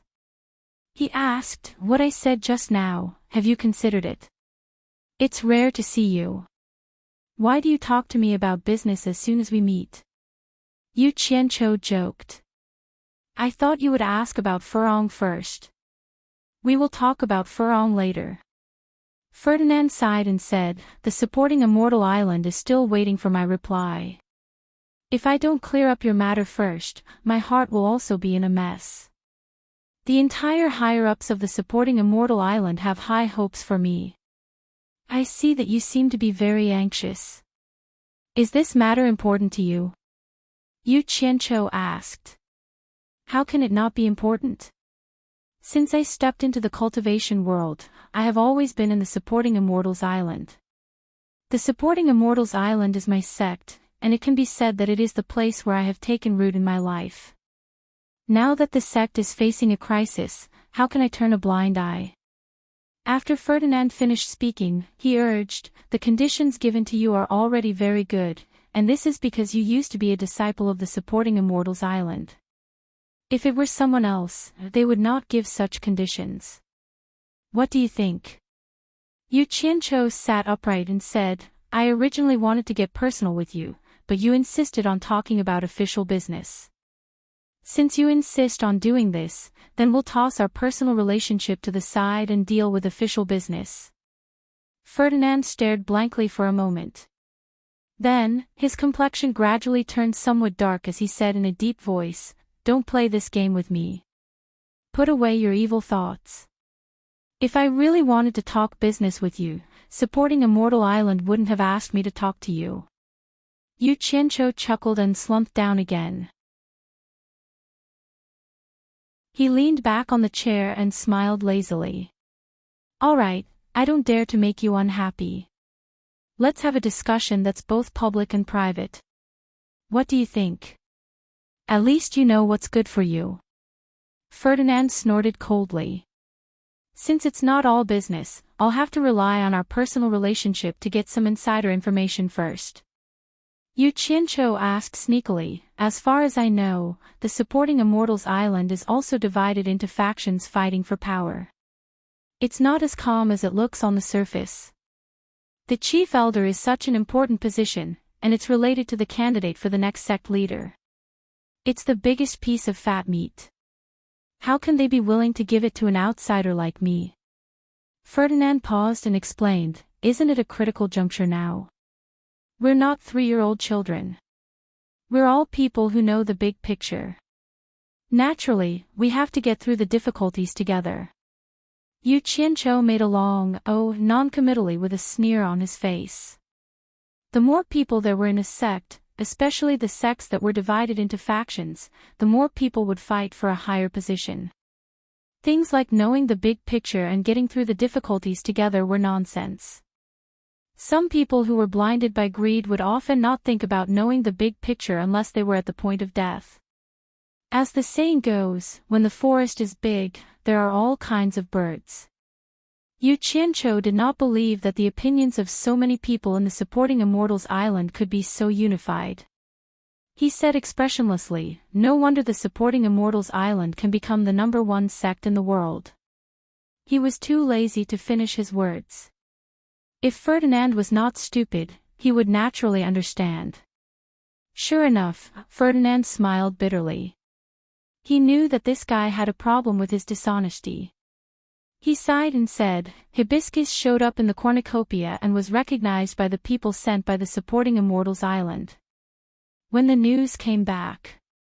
It's not a big deal to let Hibiscus leave the supporting Immortals Island without permission with my identity as the principal elder of the Wanfen Garden. But when I left the Chinese cultivation world, many people found an excuse, including the sect leader Feng Xiangtian. They all blamed me. When they were discussing how to punish me, it was Aunt Jiu who stood up and helped me out." Ma Jiu. Yu Qianzhou raised his brows and said in a low voice, "Could it be that me returning to the supporting Immortals Island to be the chief elder is related to Aunt Jiu?" Ferdinand showed a look of approval. He thought that this guy's keen perception of people and matters was really not something an ordinary person could compare to. He nodded and said, "Apart from Aunt Jiu, who else would dare to say that to you to be the chief elder of the supporting Immortals Island?" Naturally, many people objected, but you also know the power of the Guan clan in the supporting Immortals Island. Once Aunt Jiu spoke, the Guan clan's power naturally gave their full support. After that, Aunt Jiu personally mentioned me and asked me to pull you back to the supporting Immortals Island. That's roughly what happened. Yu Qianzhou sneered. Sure enough, people become shrewd with age. This Ma Jiu really had a good plan. Back when he was on the supporting Immortals Island, she tried to pull him back, but he refused, saying that he already had a master, and that he was an expert in the demon domain. Now, it seemed that the Chinese cultivation world had also begun to spy on various countries. She probably guessed that his master was the world's #1 expert in the demon domain, so she didn't hesitate to pull him back. He had already refused Ma Jiu once, so she knew that ordinary people couldn't persuade him. Coincidentally, Furong's matter was exposed. When everyone wanted to punish Ferdinand, Ma Jiu came forward to protect Ferdinand, using the carrot and stick method to force Ferdinand to find him. Probably, even Ferdinand himself didn't know the reason, so he must be thinking about how to repay Ma Jiu. Yu Qianzhou's expression gradually turned cold, and he said in a deep voice, "I don't dare to be the chief elder of the supporting Immortals Island. You can go back and tell Ma Jiu that I thank her for her kindness. There's one more thing, I'll have to trouble you to pass on to Ma Jiu." Seeing that he flatly refused to go back to the supporting Immortals Island, Ferdinand's expression turned somewhat unsightly. He pulled a long face and said, "Is there anything you want me to tell her?" "I have a friend in the secular world," Yu Qianzhou said indifferently. "He's the pillar general of the Hua Xia Empire, named Shi Wenguang. Due to the persecution of the Li dynasty, he had no choice but to gather an army. Recently, he decided to command the army and overthrow the tyranny of the Li dynasty. I'm in favor of this matter. I hope Elder Fei can tell this to Ma Jiu after you go back. I believe she will understand what I mean and make appropriate arrangements."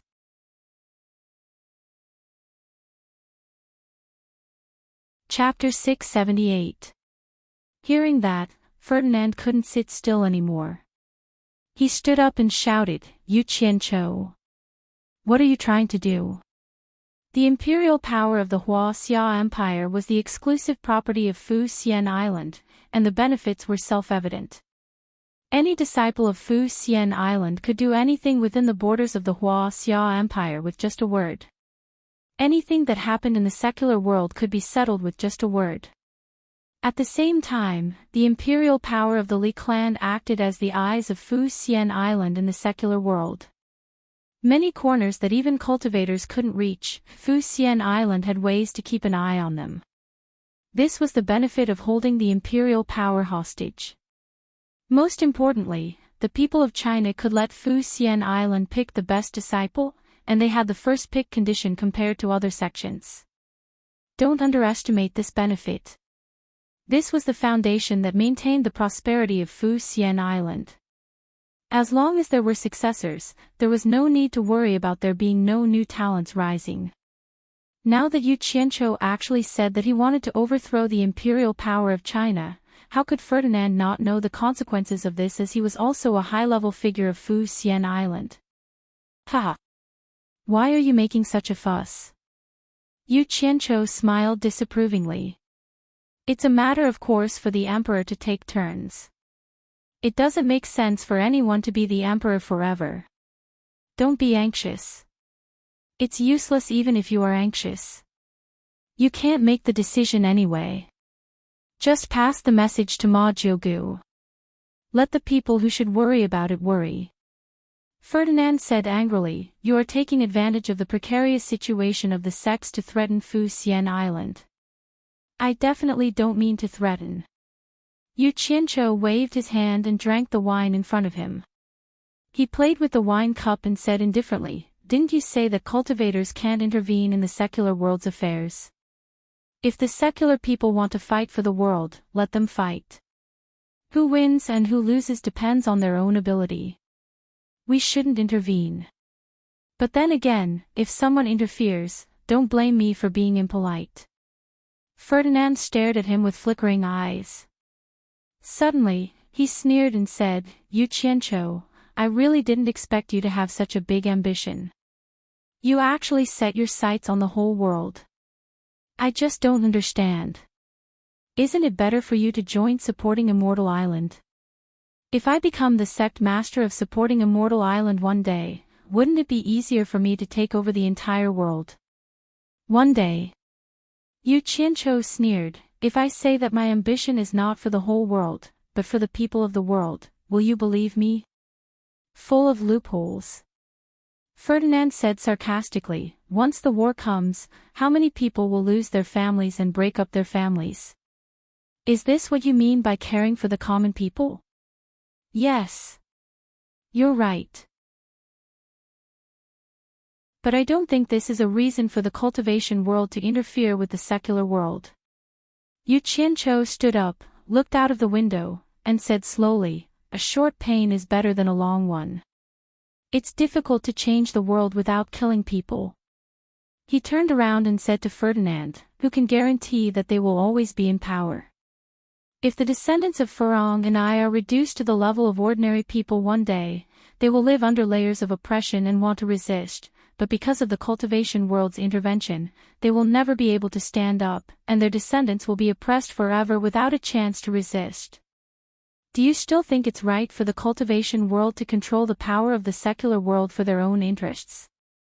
Ferdinand's expression changed slightly. The situation Yu Qianqiu said was not impossible, but very likely. After all, not everyone's descendants had the aptitude for cultivation. Take supporting Immortal Island for example, there were also descendants of elders who were reduced to ordinary people. When the elders were alive, they could take care of them, but once they died for many years, who would care about them? Yu Qianqiu continued with a smile, the matters of our descendants are too far away, and we can't make arrangements for our descendants in the future. Whether they are poor or rich, noble or humble, they need to rely on their own efforts to get rid of and fight for it. But the strong intervention of the cultivation world has made many ordinary people have no chance to change their fate. The emperor's family is at the bottom, and the country is made of iron, so he can do whatever he wants to the ordinary people. To the common people, the cultivation world was an unreasonable existence. So I think that the cultivation world is the cultivation world, and the secular world is the secular world, and the two are absolutely not allowed to mix together. Ferdinand was silent, and the room became quiet. Yu Qianqiu looked at him with a smile. After a long time, Ferdinand asked in a deep voice, what you just said is your real opinion? Yu Qianqiu said with a smile, I admit that I'm not such a noble person, so it's still too early to make a conclusion about whether it's true or false. You might as well wait and see it with your own eyes. Ferdinand stared at the grinning Yu Qianqiu with a burning gaze for a while before he suddenly sighed and said, my ability is limited, so I can't change anything. But remember to treat Furong well, or else I'll curse you forever. After saying that, he removed the soundproof enchantment laid by Yu Qianqiu and strode away.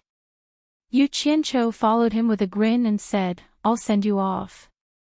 Ferdinand suddenly turned around and said in a deep voice, "The wine just now was really bad. It's bitter.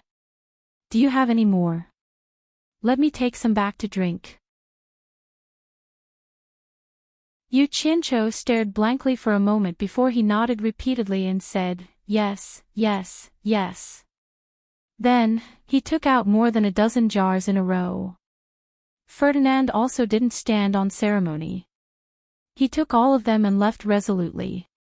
Yu Qianqiu followed behind him eagerly. The group of people downstairs had yet to disperse.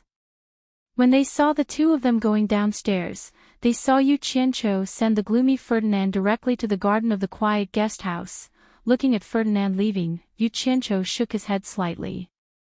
He knew that the old guy would definitely bear a lot of pressure when he went back. At least, he couldn't avoid some people's accusations. However, some things were like this. If one wanted to succeed, there would always be many people who would sacrifice for it. After returning to the courtyard, he glanced at the crowd and walked directly into the building as if he didn't see anything. When he passed by Qiu Weiyuan finally couldn't help but shout, "Brother Yu, please wait." Yu Qianqiu stopped and looked at him with a smile. "Brother Qiu, what's the matter? Let's talk about it upstairs." He was straightforward, but Qiu Weiyuan didn't expect it to be so simple. He was more or less surprised. When the others saw this, they immediately followed suit and rushed forward, shouting, "Yu Qianqiu, I also have something to talk to you about. I'm here on the order of the sect." "Yu Qianqiu, I won't disturb you for too long." Yu Qianqiu glanced at the crowd coldly and accidentally found a woman at the back of the crowd who didn't squeeze in. Perhaps because she was a woman, it was inconvenient for her to rub and push with a group of men. She was looking at them anxiously. However, Yu Qianqiu knew this woman. She was Hua Rui of the Moon Clan. "Elder Hua of the Moon Clan, stay. The rest of you can leave. We can talk later," Yu Qianqiu said to the crowd. Hua Rui looked at Yu Qianqiu and nodded happily. After being stunned for a moment, the crowd immediately became restless. They all shouted, "Yu Qianqiu, this is good for you. Yu Qianqiu. Let me finish, if you don't scram, I don't mind killing a few of you," Yu Qianqiu shouted with a fierce look. When he said this, the garden immediately quieted down. Everyone looked at each other. Yu Qianqiu was known as the butcher of the cultivation world. It was said that he killed people like flies and never showed mercy. He even killed a few cultivators at the final stage of the tribulation stage. "Do you really think I don't dare to do it?" Yu Qianqiu threatened again. At this point, no one dared to stay to verify the truth of his words. They all left the garden hesitantly. Yu Qianqiu stared at the figures leaving through the gate and snorted. Sometimes, using force was better than talking reason. Then, he nodded at Hua Rui and Qiu Weiyuan, gesturing for them to follow him. The two hurriedly followed him upstairs. The garden finally returned to the peace it deserved. In the room where he talked to Ferdinand, Yu Qianqiu set up a soundproof wizardry barrier again. Qiu Weiyuan and Hua Rui looked at each other in surprise. They both confirmed that Yu Qianqiu's cultivation had indeed broken through to the tribulation stage. The rumor was indeed true. "I know why you are here." Yu Qianqiu was honest. He looked at Qiu Weiyuan and said with a smile, "I can understand the Moon Clan, but the 10,000 demons don't have to be too anxious. Yan Bugui is the son of the previous leader of the 10,000 demons after all. I think he won't make things difficult for the 10,000 demons. And that Yan Zhuixing, he is very powerful now. He is the disciple of Bing Qingzi, a semi-god realm cultivator. No one in the world dares to disrespect Bing Qingzi. Whoever wants to touch the 10,000 demons will have to think twice." Qiu Weiyuan smiled bitterly. "Yu Qianqiu, I know you have a grudge against senior brother and Yan Bugui. But this is a different matter. The 10,000 demons have nothing to do with them. Besides, you should also know that even if they want to protect the 10,000 demons, they won't be able to. Yan Zhuixing can't even take care of himself. All the countries are sending people to capture him. And my senior brother. Sigh. Not long ago, I just got the news that the Wuji Island has been occupied. My senior brother escaped the Wuji Island under the protection of the Ice Palace disciples. His whereabouts are still unknown. Although Yu Qianqiu didn't know the news of the Wuji Island, Yan Bugui's ending was within his expectations.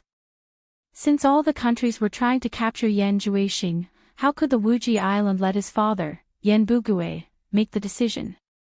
Even if the Ice Palace wanted to protect him, the Blue Palace and the other major forces wouldn't give them face.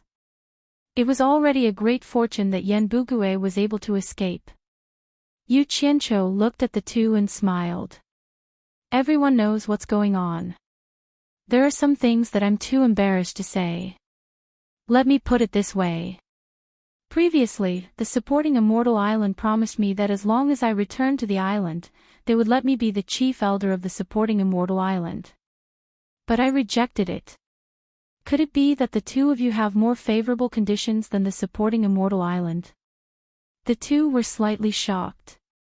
They didn't expect the supporting Immortal Island to be so generous. The chief elder of the supporting Immortal Island was usually the next sect master of the island. Yu Qianqiu even rejected this condition. When the two thought about the conditions they brought, they couldn't bring themselves to say it. Although the room was quiet, the atmosphere was a little restless. After waiting for a while, Yu Qianqiu smiled. Actually, there are always things in this world that can move people. It just depends on whether it's to your liking. For example, I have some unresolved grudges with the Deluo sect. If someone can help me eradicate the Deluo sect, I think I will definitely repay the kindness.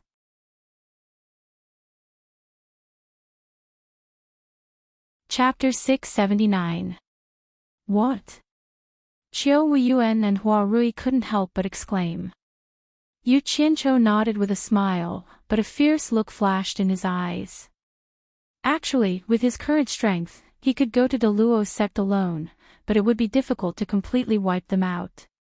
Even if he used all his strength, Deluo sect's deep roots wouldn't be easy to deal with. Moreover, who knew how many tribulation-passing experts were hidden among them? Even if they couldn't beat him, they could at least escape, right?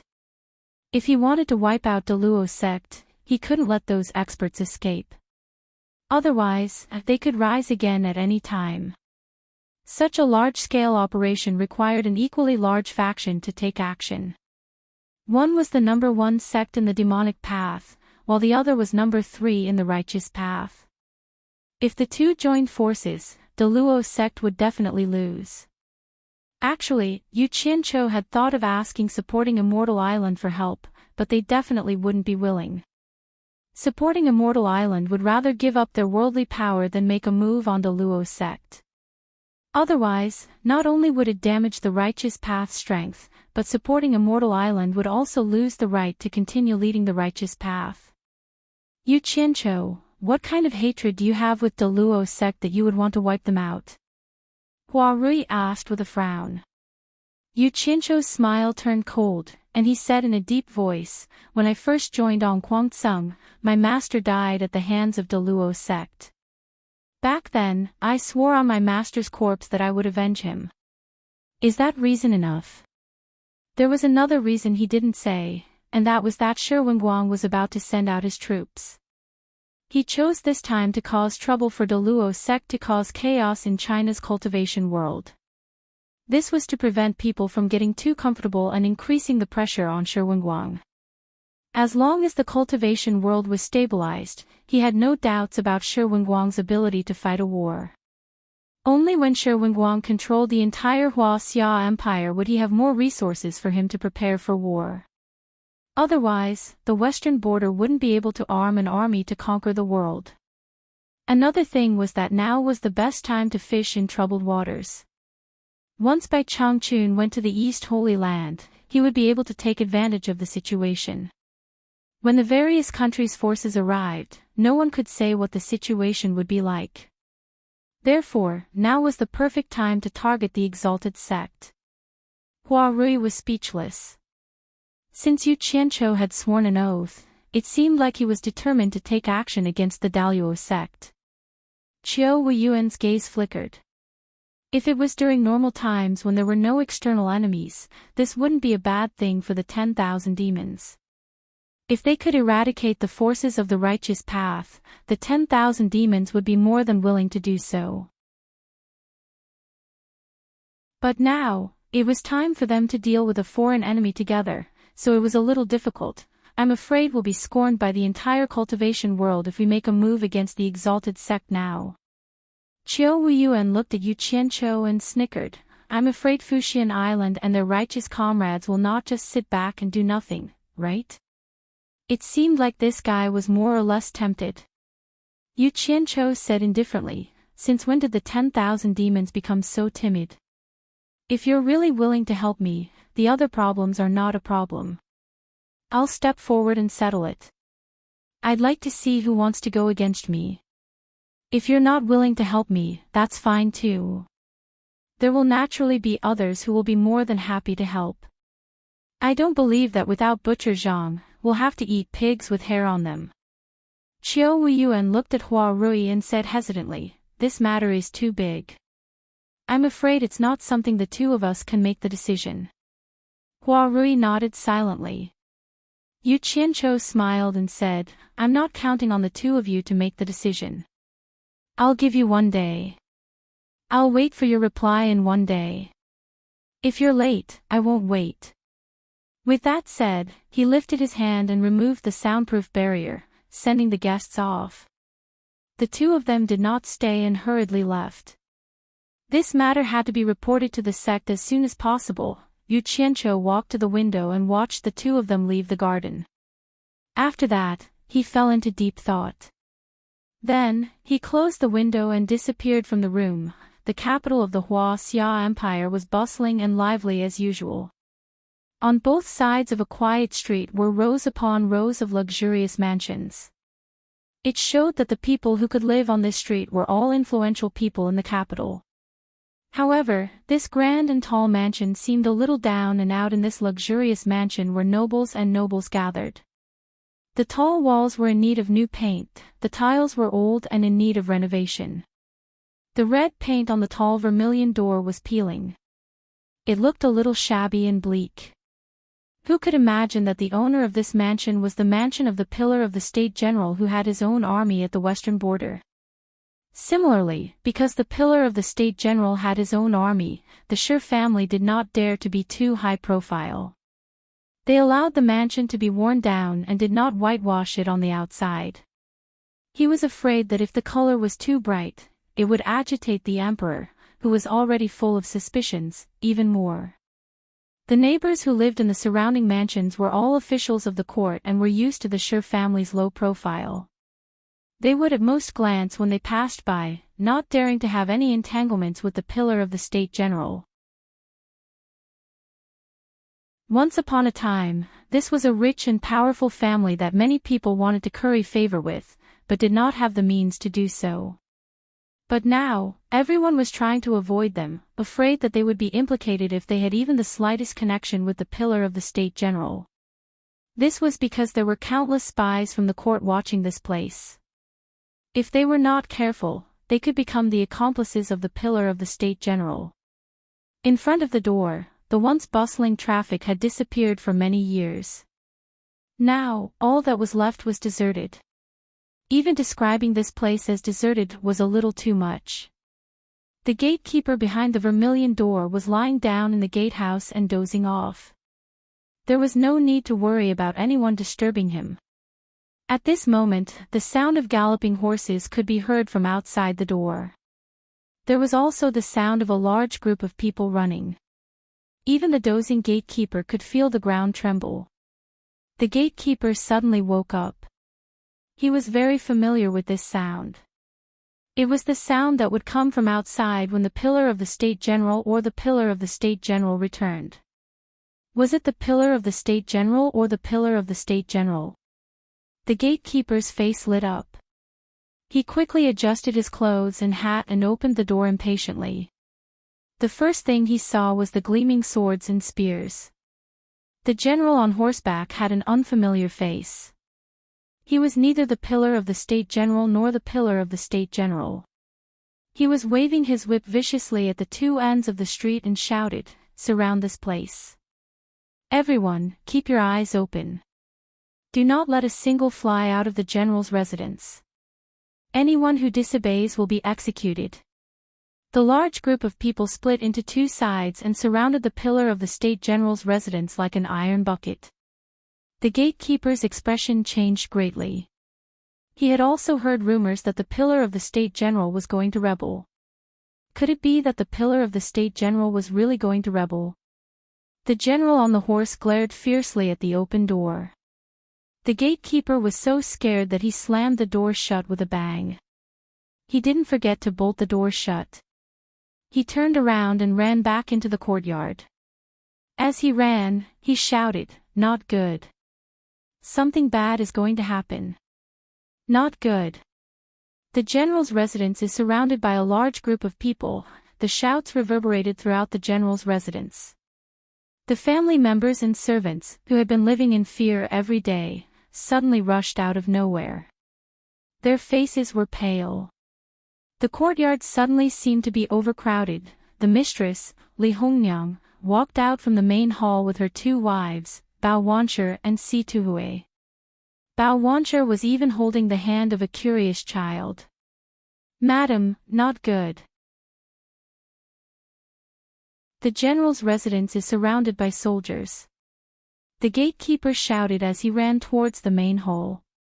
Hearing this, the three women who were already panicking became even more at a loss. Bao Wancher squatted down immediately. She hugged her son and cried, "I didn't expect this day to come. My poor son." So. A cold light suddenly flashed out of nowhere. The head of the gatekeeper who had been shouting loudly was directly separated from his body. Without any warning, it flew into the air and fell into the bushes at the side. Blood spurted out. The headless body fell on the road with a bang. The road was instantly stained with blood. Aw! Screams came from all around. Si Tuhue tilted her head to support the tottering Li Hongnyang. Bao Wancher was so scared that she buried her head in her son's chest. The cold light that killed the person returned with a whoosh. A person walked out of the back garden and put away his flying sword. It was none other than Shi Xiaotian. He walked to the front of the main hall expressionlessly. He looked around at the crowd and said in a deep voice, "Anyone who dares to disturb people's morale will be killed without mercy." A group of servants looked at the third young master in disbelief. They were so scared that they were trembling. They didn't expect that the seemingly docile third young master would actually kill someone in the blink of an eye. Looking at his expressionless face, it made people feel disgusted. Li Hongnyang and the other two women also looked at Shi Xiaotian as if they didn't know him anymore. Li Hongnyang said with a trembling voice, "Third brother, did you kill that person just now?" She still couldn't believe it. Shi Xiaotian clapped his hands with his back facing the three women without even turning his head. 10 masked men in black appeared out of nowhere and stood in a row in front of him. "Guard every direction. Anyone who dares to enter or leave without permission, kill without mercy." Shi Xiaotian ordered expressionlessly. The 10 men bowed and said, "Yes." Then they disappeared in front of everyone like ghosts. "Housekeeper!" Shi Xiaotian called. Shi Shunqing quickly ran over and bowed, "Third young master." He didn't panic at the scene just now because he had followed the great general to the battlefield. This kind of scene was really nothing to him. Shi Xiaotian pointed at the decapitated corpse on the road and said, "Clean it up." Also, pass down the order that if anyone dares to disturb people's morale again, they will be punished by the family law until they die. Yes. Shi Shunqing immediately retreated, but his eyes revealed a bit of admiration. He thought to himself, as expected of the great general's son, he didn't panic in the face of danger. Shi Shaotian looked at the direction of the gate. In fact, with his current cultivation of the early stage of tribulation passing, he had already noticed a large group of people when they arrived. This was the first time he killed someone. Even now, his heart was still beating wildly. However, he had no choice. He was the only pillar of support in the family. If he lost his sense of propriety, then the whole family would be in chaos. Therefore, when it was necessary, he made a move to intimidate the family and let them see his methods. Naturally, they would feel at ease. The corpses on the road had already been carried away by 2 courageous servants. The blood stains on the road had also been washed with buckets of water. The servants obediently returned to their positions and did what they were supposed to do. Although they were afraid, no one dared to show it. In the blink of an eye, peace returned to the residence, third uncle. The child ran over and hugged Shi Shaotian's leg. He raised his head and asked with sparkling eyes, "Did third uncle kill those people just now?" Shi Shaotian patted his head. This nephew was much more courageous than his eldest brother and his wife. He turned around and bowed to the 3 people on the steps of the main hall. He said, "I'm sorry for frightening mother and sisters-in-law." The 3 women recovered from their panic and looked at the calm Shi Shaotian. They immediately felt at ease. There was still a man in the family, so they didn't have to worry about anything. However, the scene of the head suddenly flying just now still made the 3 women's hearts palpitate. They looked at Shi Shaotian in disbelief. Did he really kill that person just now? The 3 women looked at each other. They more or less knew that Shi Shaotian wasn't an ordinary person. He cultivated in the back garden for a long time, but they didn't expect him to be such a person. "Third brother, what's going on with the people surrounding the general's residence? Did something really happen to your father?" Li Hongyang asked worriedly. Shi Shaotian smiled faintly and said, "Mother, don't worry. It should be fine. If something really happened to my father, the people outside wouldn't have surrounded him. I'm afraid they would have already rushed inside." Li Hongyang sighed and said, "Your father and brothers are not here. You are the only man in the family who can make decisions. There are some things that we women don't understand. The whole family is counting on you." Shi Shaotian bowed slightly and said, "Mother and sisters-in-law, don't worry. I'm here, and nothing will happen." He said to Situ Hui, who was supporting Li Hongyang, and said with a smile, "Second sister-in-law, help mother to go inside and rest." "I'm here, don't worry." Situ Hui nodded. Bao Wanshi, whose tears had not dried yet, also pulled her son. Because Shi Shaotian's thunderous means just now, the panicked atmosphere in the family immediately calmed down. The 3 women were very confident in Shi Shaotian now, so they went back with peace of mind. As for the death, it was normal for a big family to occasionally execute a disobedient servant, so it wouldn't make them feel uncomfortable. On the street outside the general's mansion, there were officials who came back from work. When they saw the general's mansion being surrounded, they all shook their heads and sneered. Shi Yutian, who also came back from work, was stopped outside the gate by the soldiers. Shi Yutian, who had a bad expression, got out of the sedan chair. When he saw the soldiers at the gate of the mansion, he immediately panicked and said, "What do you mean by blocking the general's mansion?" The general turned his horse around and looked at Shi Yutian condescendingly. He sneered with a trace of arrogance and said, "It turns out that the young master of the general's mansion is back. Recently, there have been bandits in the capital. For the safety of the general's mansion, I was ordered to protect the general's mansion. Don't come out again after you go home. Otherwise, I won't be responsible if something happens. Then he waved his whip and said, "Get out of the way, let Lord Sher in." Nonsense, how could there be bandits in the capital? Before Sher Yutian could finish his words, he heard the general shout, "Sir Sher, there are some things that everyone knows. Do you really want this general to tear down all pretenses of cordiality? This general is ordered to only allow people to enter the general's mansion. No one is allowed to leave." Sher Yutian was immediately at a loss for words. He waved his hand weakly and the servants immediately went to knock on the door. The group of people entered with their tails between their legs.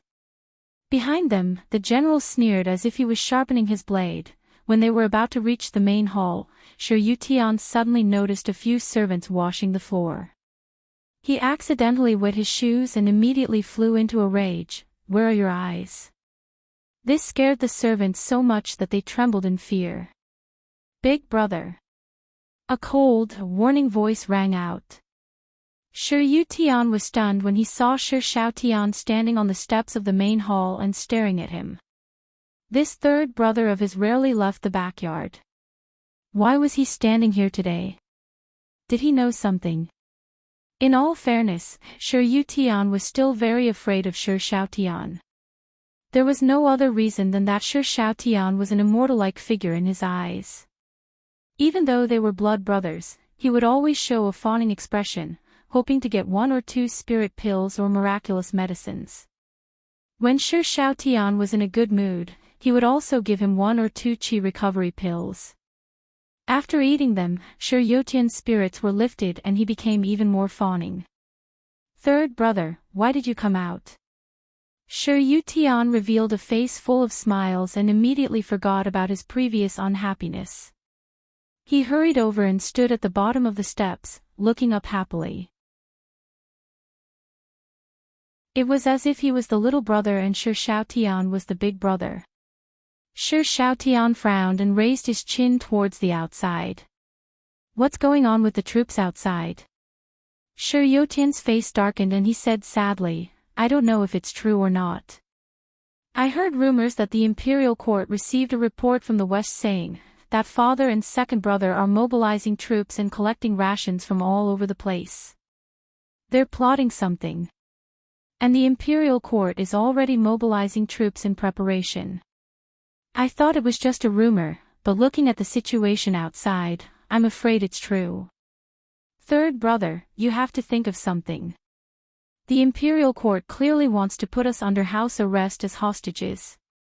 Once father really mobilizes his troops, our family will become ghosts under the knife." Sher Shaotian's eyes lit up. He turned a deaf ear to the latter part of his brother's words and muttered to himself excitedly, "Looks like boss is ready to make his move. We can finally leave this place and explore the cultivation world." "Yo! Both of you brothers are here. As expected of blood brothers, you're so close." A sinister laughter rang out. The two brothers suddenly turned around and saw a person slowly walking out from the back garden's entrance with his hands behind his back. Who else could it be but Yu Qianqiu? Sher Yutian felt his vision blur and his third brother had already disappeared and appeared at the back garden's entrance. He was extremely envious of his brother's supernatural power. He hurriedly ran over and bowed, saying, "Sher Yutian pays his respects to Mr. Yu." Yu Qianqiu smiled and raised his hand, indicating that he didn't have to be so polite. At the side, Sher Shaotian rubbed his hands excitedly and said, "Boss, you're finally here. Does that mean our family can leave this place?" Yu Qianqiu was stunned. He asked in surprise, "How did you know?" "The soldiers outside are a signal." Sher Shaotian immediately told him what he could think of.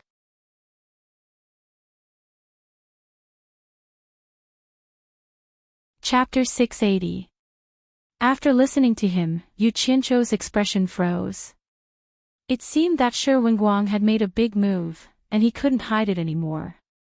Fortunately, he had already arranged people to protect them, and Sher Shaotian's current cultivation was not weak. Otherwise, he might have harmed this family due to his lack of consideration. When he told Ferdinand that Shi Wenguang was going to send troops, he was afraid that the people from Fuxian Island would not be calm and would attack the Shi family. That was why he came to take a look in advance. He didn't expect the imperial court to know and make preparations in advance. It seemed that he had to send this family away before the 1-month deadline was up. With this layer of concern, Yu Qianqiu decided not to delay any longer. He immediately muttered to himself, "Little Tian, order people to send all the valuable things in your clan to the rear garden. Then gather everyone in the clan in the rear garden. I'll wait for you in the rear garden." Shi Xiaoyan's eyes lit up. "Are we leaving?" Yu Qianqiu nodded. Shi Yutian asked in confusion, "Where are we going?" The excited Shi Xiaotian was afraid that he would ruin things, so he immediately catered to him.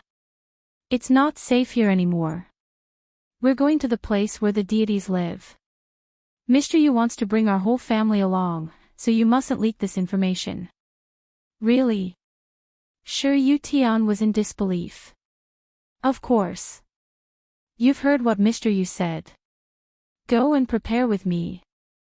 Shi Xiaotian seemed a little unhappy. Shi Yutian was so happy that he couldn't close his mouth. He immediately promised, "Don't worry, third brother. I won't tell anyone, not even your sister-in-law. I'll give her a surprise." He ran away happily. Yu Qianqiu was speechless at the Shi family's eldest brother who was always dreaming about deities. He shook his head and returned to the backyard. He went to the small courtyard to inform Ling Feng, Beizi, and Xian Ping to prepare to leave. The Shi family was indeed a big family with a lot of valuable things. Not to mention the big and small bags, including the boxes filled with things, it was really like a mountain. In the back garden, there were more than 100 servants of the Shi family alone. In less than half a day, they had prepared all the people and belongings. With such high efficiency, it could be seen that the two brothers had done a good job in mobilizing the people. Li Hongniang and her daughter-in-law, who were gathered together, walked to Yu Qianqiu and bowed. Li Hongniang bowed slightly and said, "Mr. is still the same. You haven't changed at all. It's really enviable." As he spoke, he pointed at the people and belongings behind him and asked worriedly, "I just don't know why Sir gave such an order." Before she could finish her words, Shi Yutian ran over and held her back. He said anxiously, "Mother, Sir has his reasons for doing this. When the time comes, you will naturally know what is going on." He was afraid that his mother would make Yu Qianqiu unhappy and take him to the place where the immortals lived. To him, high positions, generous salaries, and descendants of rich and powerful families were all illusory. Only immortals were extraordinary and worth pursuing.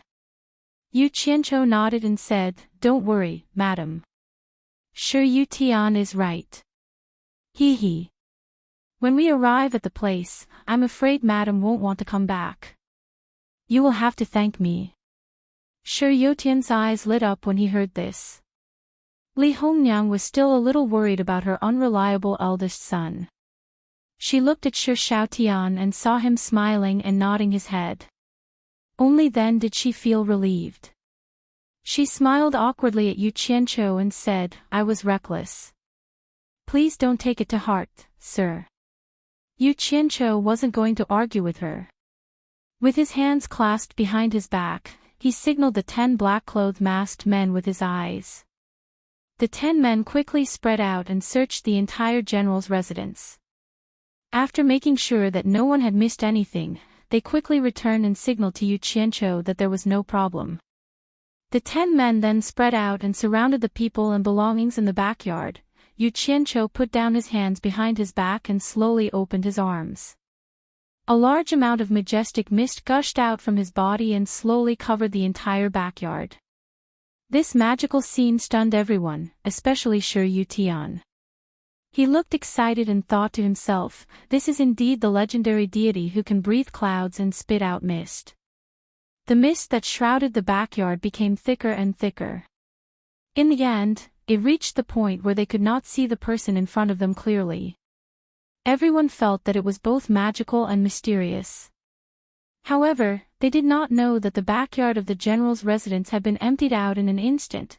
In the military camp at the western border, a large piece of empty space had been surrounded by cloth. This was done within an hour after Shi Wenguang received the order from Yu Qianqiu. No one was allowed to come within 100 meters of the outside of the cloth wall. Only Shi Wenguang and his son were pacing back and forth anxiously. At this moment, the entrance of the cloth wall was lifted and Yu Qianqiu walked out with a smile. The father and son strode over and bowed.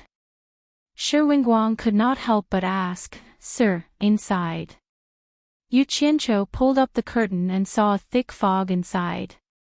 He could not see anything clearly. As the father and son looked at each other, they saw Yu Qianqiu extend his hand inside. His sleeves sucked in the thick fog like a whale drawing water. The crowd and the mountainous pile of things gradually appeared behind the cloth wall, leaving the father and son dumbfounded. Holy **T. They almost moved the entire general's residence over. When the people inside saw their surroundings, they could not figure out what was going on. When they saw Shi Wenguang and his son, they immediately burst into an uproar. Yu Qianqiu walked away with a smile, not disturbing the family reunion. The reason why he had released the thick fog to cover it up was because he had to pass by Utopia as a transit point. He did not want unrelated people to know the secret of Utopia, so he used the thick fog to deliberately mystify them. As for the 10 Special Forces members who were protecting the Shi residence, they had already returned when they passed by Utopia. "Boss!" A call came from behind. Yu Qianqiu turned around and saw that it was Ling Feng and the other two. It seemed like they did not want to disturb Shi Wenguang's family reunion. The three of them sized up the scenery around them. When they looked at Yu Qianqiu again, they were filled with deep respect. They couldn't help but admire him. In the blink of an eye.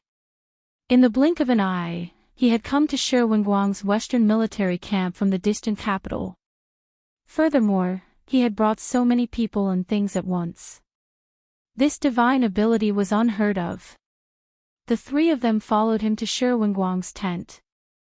As they walked, Ling Feng asked respectfully, "Boss, what should the three of us do in the future?" When the soldiers guarding the tent saw that it was Yu Qianqiu, they did not stop him and let him in. After entering the tent, Yu Qianqiu said with a smile, "General Shi is about to mobilize his troops. I'm afraid that someone will harm them. The three of you will continue to follow Shi Xiaotian and be in charge of protecting his family. Go." The three of them were somewhat reluctant. How could it be better to follow someone as powerful as Yu Qianqiu? However, they did not dare to disobey. They acknowledged and left. The tent was empty. Yu Qianqiu walked to the commander's seat in the center and sat down to take a nap. In his mind, he was thinking about how to deal with the Daluo sect. After an unknown period of time, he suddenly heard footsteps outside. His eyes slowly opened. Shi Wenguang happily walked in with his grandson in his arms and the rest of the family. The family looked very happy. They looked at Yu Qianqiu with respectful expressions.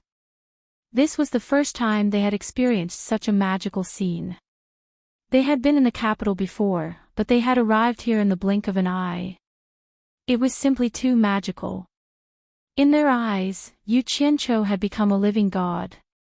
However, there seemed to be someone who was not very happy, and that person was Shi Yutian. His expression was somewhat stiff. He had naively believed that he would be able to go to the place where the gods lived. He had been full of excitement when he was in the clouds, but who knew that he would end up here? He was dumbfounded.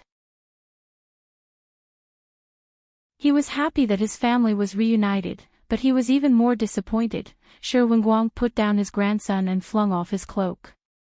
He knelt on one knee and cupped his fists. Shi Wenguang, thanks sir for your help. There is nothing I can do to repay you. Please accept this general's bow." As he knelt, the entire family followed suit. "There's no need to be so polite, General. Rise." Yu Qianqiu rose from his seat and walked around the table to face Shi Wenguang. He smiled faintly. "Does General still remember the poem I read to you?" "I dare not forget," Shi Wenguang recited heroically. "The mountains are high, the roads are long, and the pits are deep. The army gallops unhindered. Who dares to fight on horseback? Only I, General Shi." Yu Qianqiu nodded with a smile and said, "I have cleared all of your worries for you, General. I hope that you will fulfill your promise to me. Let the people of the world live a peaceful life as soon as possible so that my efforts will not be in vain." Shi Wenguang said sincerely, "Don't worry, sir. Everything is being prepared in an orderly manner. The army will attack as soon as possible. As an outsider, I will not interfere with the matters of war. I believe in your abilities, General. You just need to follow our previous agreement and do as you wish." Yu Qianqiu cupped his fists at everyone. "I shall not disturb your family reunion. I shall take my leave first." "Boss!" Shi Xiaotian shouted anxiously. Yu Qianqiu was stunned. "What else do you want?" Shi Xiaotian begged with a bitter expression. "Don't leave me behind. Bring me to the cultivation world." At this moment, Shi Yutian also jumped out. He nodded and bowed. "Sir, please take me with you." Yu Qianqiu rolled his eyes. He ignored Shi Yutian and stared at Shi Xiaotian. "What are you going to do? You are not weak now. Protecting your family is the right thing to do. Ling Feng and the others will help you. But remember, as a cultivator, you should not interfere with the matters of war. Otherwise, I will not forgive you." With that said, he disappeared from the tent without giving Shi Xiaotian a chance to speak. Everyone in the tent searched everywhere, but they couldn't find any trace of Yu Qianqiu. Shi Xiaotian glared at his big brother. He might be the one who ruined everything. Shi Yutian walked to the side with a guilty conscience. Shi Wenguang looked around and sighed. What a godly man. Li Hongniang came over and said, "It's all thanks to you, sir. Otherwise, I don't know when our family will be reunited."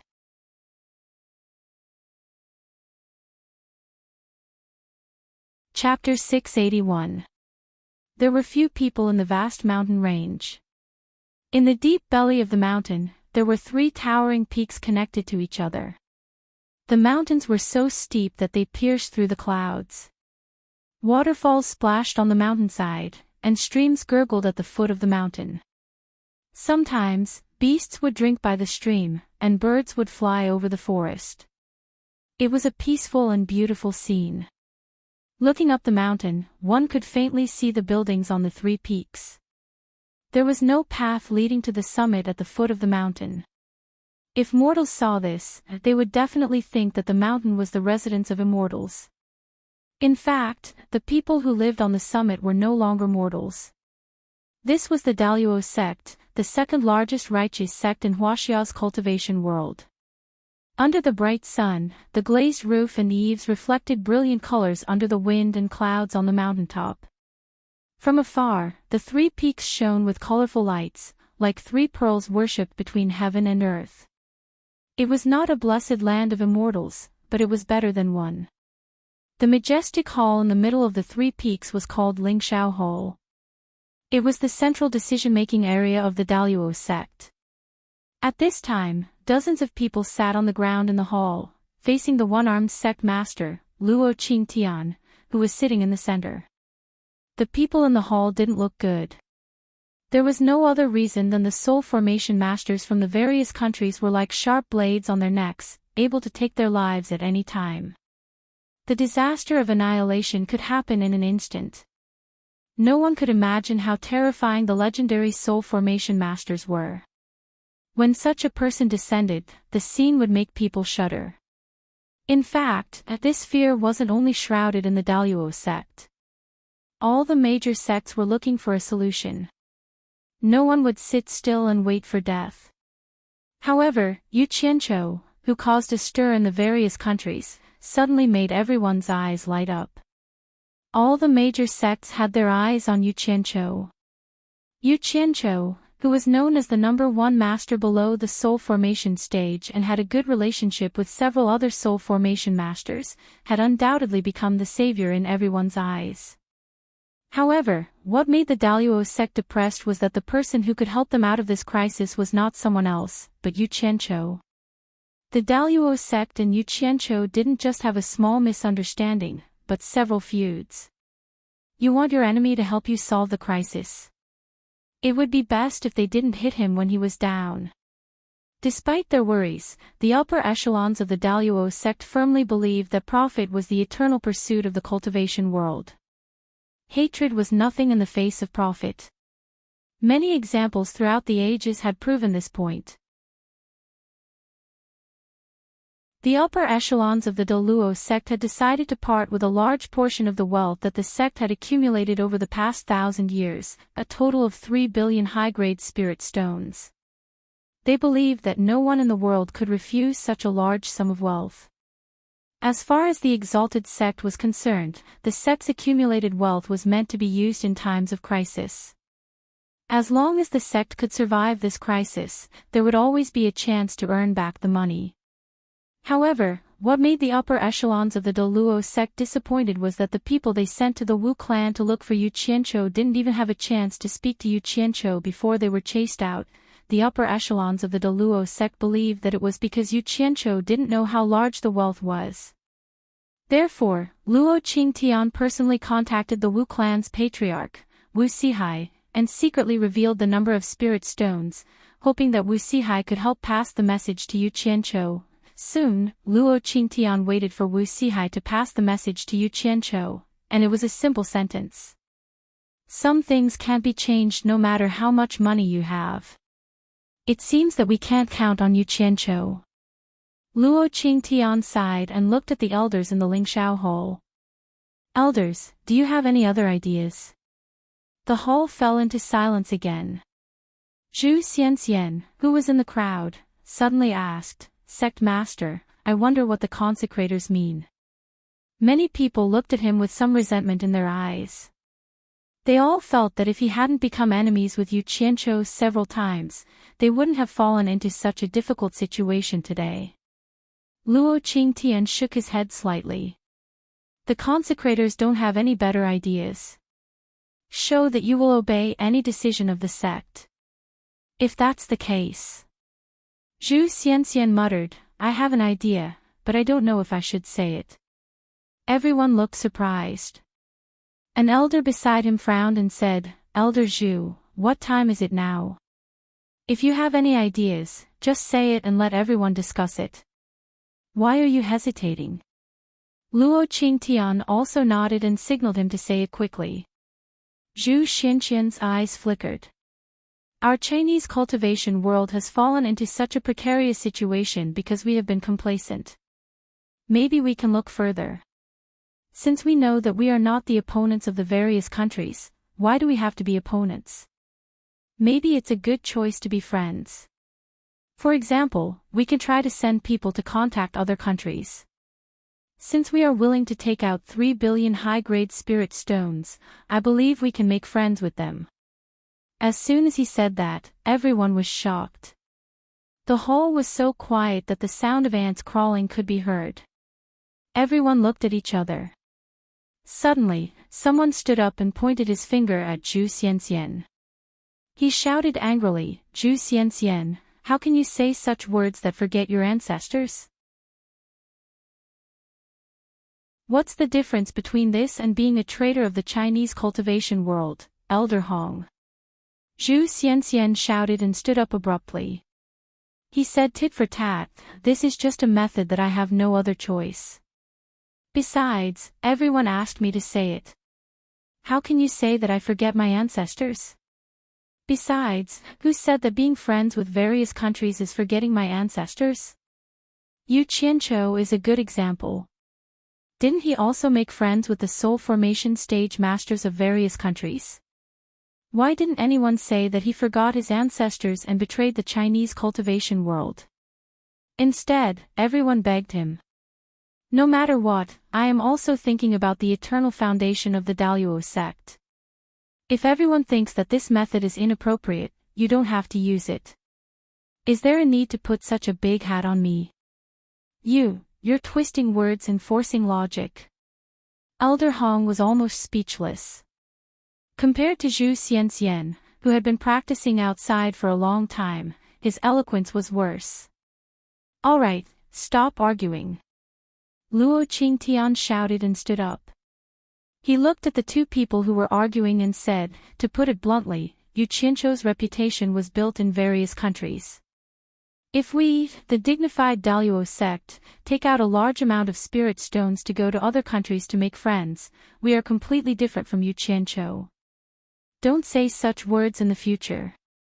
As long as I, Luo Qingtian, am still the leader of the Daluo sect, I will not agree to such things. Besides, things haven't developed to the end yet. Who can be sure that there won't be a turn for the better? At the same time, there was a sudden dang dang dang sound of alarm coming from outside the hall. It echoed in the sky above the entire Daluo sect.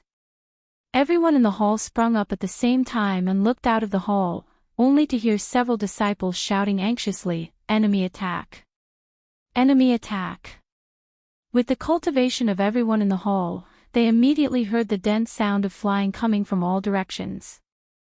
Some of the faster ones had already reached the top of the hall in an instant. Everyone's expression changed. A cold light flashed from their storage bags and rushed into the sky without hesitation. With a bang, it directly blasted the roof of the Lingxiao Hall.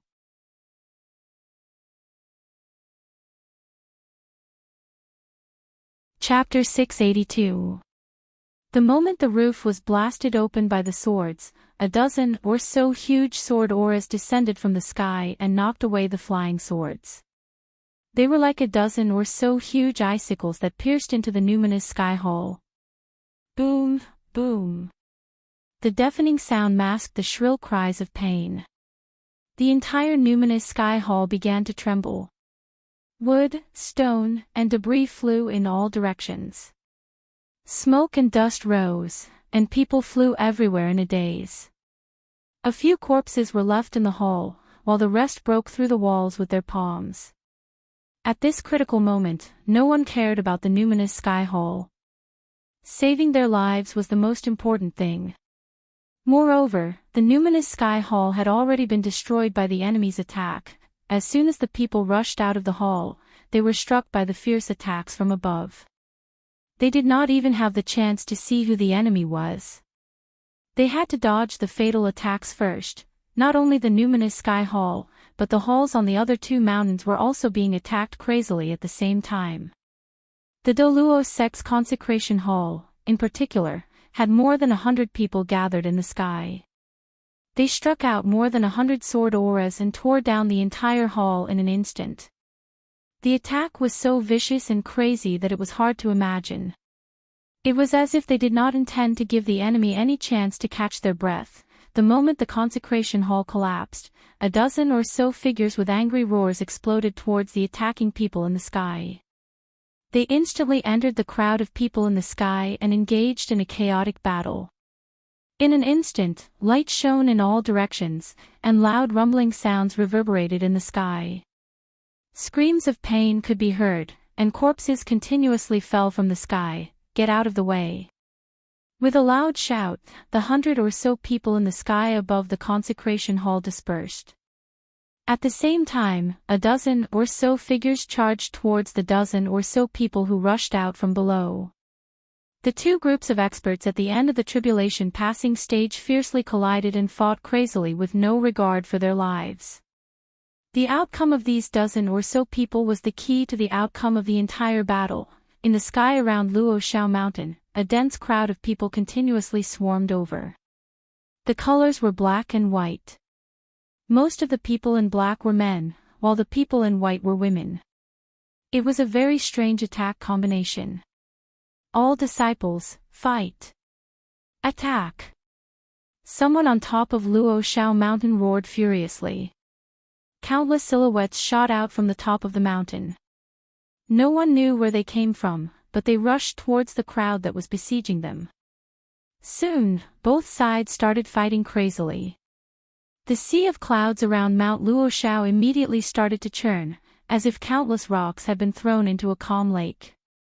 The wind became stronger, and a chaotic aura filled the air. Amidst the continuous rumbling, the entire Luo Shao mountain seemed to be shaking. The beasts and birds at the foot of the mountain all stopped moving and looked up curiously. Suddenly, a corpse fell down at lightning speed. The cheerful stream splashed high waves with a bang. The smell of blood spread, and the stream was instantly mixed with dark red as it flowed down. Then, the second and third corpses fell. Corpses fell everywhere, and the beasts and birds were so frightened that they fled in all directions. In the dense forest at the foot of the mountain, a large number of black-clothed and masked men had appeared out of nowhere. Only a pair of eyes could be seen as they quietly lurked in the wilderness. Yu Qianqiu silently stood on a big tree and looked up at the peak of the mountain.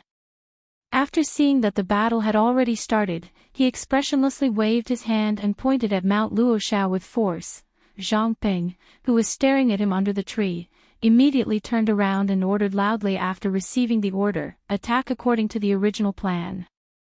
In an instant, a dense group of black-clothed men suddenly appeared in the deep forest. With Mount Luoshao as the center, they quickly surrounded it. Starting from the foot of Mount Luoshao, they spread upwards in a three-dimensional manner, gradually shrinking the encirclement towards the Daluo sect at the peak of the mountain. This was an attack team made up of 6,000 members of Utopia. It was the largest combined attack of the Utopia army. The order the 6,000 Tribulation Transcendence experts received was, kill every disciple of the Daluo sect. Leave no one alive. Lady Hua Yonggu. It's you. Luo Qingtian angrily raised his sword and pointed at the sky.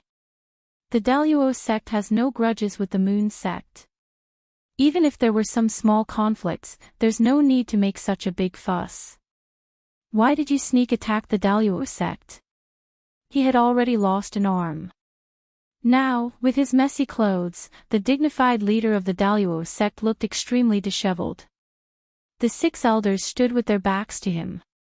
Until now, their expressions were still filled with panic and disbelief. Everything had happened so suddenly. In the blink of an eye, only 6 of the dozens of elders were left. The intensity of the battle was beyond their imagination. The Moon sect had actually sent more than 10 tribulation cultivators to sneak attack them. There were 7 in the final stage of the tribulation alone. The beautiful woman pointed at by the sword in the sky was the previous leader of the Moon sect, Lady Hua Yonggu. She was also Fairy Jade Flower's master. Lady Hua Yonggu stared down coldly and said, "Leader Luo, don't you think it's too late to say this now? The Moon sect isn't the only one targeting the Daluo sect. Why don't you take a good look first?" Luo Qingtian suddenly looked around and realized that the Moon sect disciples in white were only targeting the Lingshao Halls mountain. The other 2 mountains were being attacked by a group of cultivators in black. Luo Qingtian's pupils constricted and he exclaimed, 10,000 demons. Then he suddenly stared at Lady Hua Yonggu and shouted angrily, "The Moon sect belongs to the righteous path. How dare you ally with the 10,000 demons to attack the Daluo sect? You deserve to die. It's not the Moon sect that deserves to die, it's the Daluo sect. Who told you to offend someone you shouldn't have? From today onwards, the Daluo sect will no longer exist in the cultivation world. The Moon sect will become the second largest sect of the righteous path." A cold smile appeared on Lady Hua Yonggu's face. It was an almost perverted smile. When it appeared on a woman's face, it was disgusting. Her expression was like that of a cat playing with a mouse. Suddenly, a cold voice came from afar. Lady Hua, what are you talking about? Hurry up and take care of that side. Come and help. Finish the battle quickly. Don't be late. Hua Younggu turned to stare at a black-robed, silver-haired, and skinny old man in the middle of a fierce battle. She replied disdainfully, Yan Wuchen, I know what to do. I don't need you to teach me. If you think you're no match for Luo Qingtian, why don't you say something? I'll definitely help you. Yan Wuchen sneered. He was about to speak when the elder in black who was fighting with him scolded, Lady Hua, you bitch. How dare you collude with Yan Wuchen? You'll die a horrible death. This person was Luo Qingtian's master and the previous leader of the Daluo sect, Luo Guang. Boom! Yan Wuchen and Luo Guang fiercely collided. Their hair and robes shook violently. The two of them crossed their swords and blocked each other. Almost simultaneously, they quickly swung their palms towards each other. Bang! A deafening sound rang out. The two of them weren't shaken apart. Instead, their palms and fingers intertwined, grabbing each other. A powerful shock wave spread in all directions. The two of them were in a stalemate. From the twisted expressions on their faces, it could be seen that they were in a stalemate. It seemed like the difference in their cultivation wasn't that great. However, Yan Wuchen still forced a smile and laughed at his opponent. Old man Luo, you actually dared to call Lady Hua Younggu a bitch. Hee hee. Good scolding, I like it. Luo Guang immediately spat, don't take pleasure in my misfortune. If you have the time, think about your son and grandson. I'm guessing they've already been torn to pieces. I'll wait and see. Let's see if you, Yan Wuchen, can still laugh after seeing your son die. The surrounding people were already in a mess. This group of old and experienced people were not willing to be at a disadvantage. Even their words were not to be outdone. On the other side, Lady Hua Younggu was already trembling in anger after being called a bitch by the two of them. When she calmed down, she immediately pointed at Luo Qingtian and the others and screamed, kill them, kill them. Yan Wuchen's face darkened after hearing Luo Guang's words. He could no longer laugh. On the other hand, Luo Guang's expression changed because of Lady Hua Younggu's words. The two of them opened their eyes wide. A powerful shock wave exploded between them. Boom! The two of them were blasted away. Luo Guang's figure quickly rushed towards Lady Hua Younggu. He hurriedly shouted in the air, all worshippers, follow me and protect the sect leader. In an instant, the 10 people who were fighting with the 10,000 demons all disregarded everything and chased after them. Naturally, the 10,000 demons would not let them go. They immediately chased after them. However, after chasing for a short distance, they stopped in the air again. They all looked back at Yan Wuchen, who was slowly flying towards them. They did not know what he meant by asking them to wait. Yan Wuchen flashed and joined the 10 or so 10,000 demons who were in the late tribulation passing stage. He looked at Lady Hua Younggu and the others who were being forced into a panic. He secretly transmitted a message to his own people. What's the hurry? The Daluo sect's defeat is already decided. If we can let the Daluo sect kill Lady Hua Younggu and the others before this, wouldn't that be even better? Surround them. Don't let them escape. We just need to prepare to clean up the final mess. The 10 or so 10,000 demons who were in the late tribulation passing stage immediately understood Yan Wuchen's plan.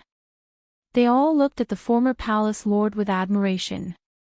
He did not lose his head in the fierce battle and instantly grasped the most advantageous situation for the 10,000 demons. No wonder he was once the leader of the Diabolism. Think about it. The Moon sect only had 7 people in the late tribulation passing stage, while the Daluo sect had 15. If the two sides continued to fight, the Moon sect would definitely suffer a great loss. The Luo sect would also be fighting with their lives on the line. When the 10,000 demons cleaned up the mess, it would be even easier. In short, whether it was the destruction of the Luo sect or the great loss of the Moon sect, it was a loss for the righteous path. On the other hand, the 10,000 demons and the diabolism had a great advantage. There were 18 people in the Moon sect. Among them, 11 were in the middle tribulation passing stage and 7 were in the late tribulation passing stage. Originally, it should have been easy to deal with the remaining 6 people. After all, there was not a single person in the late tribulation passing stage among the 6. However, in just a few words, the situation suddenly changed. No one expected the 15 Luo sect's worshippers to counterattack.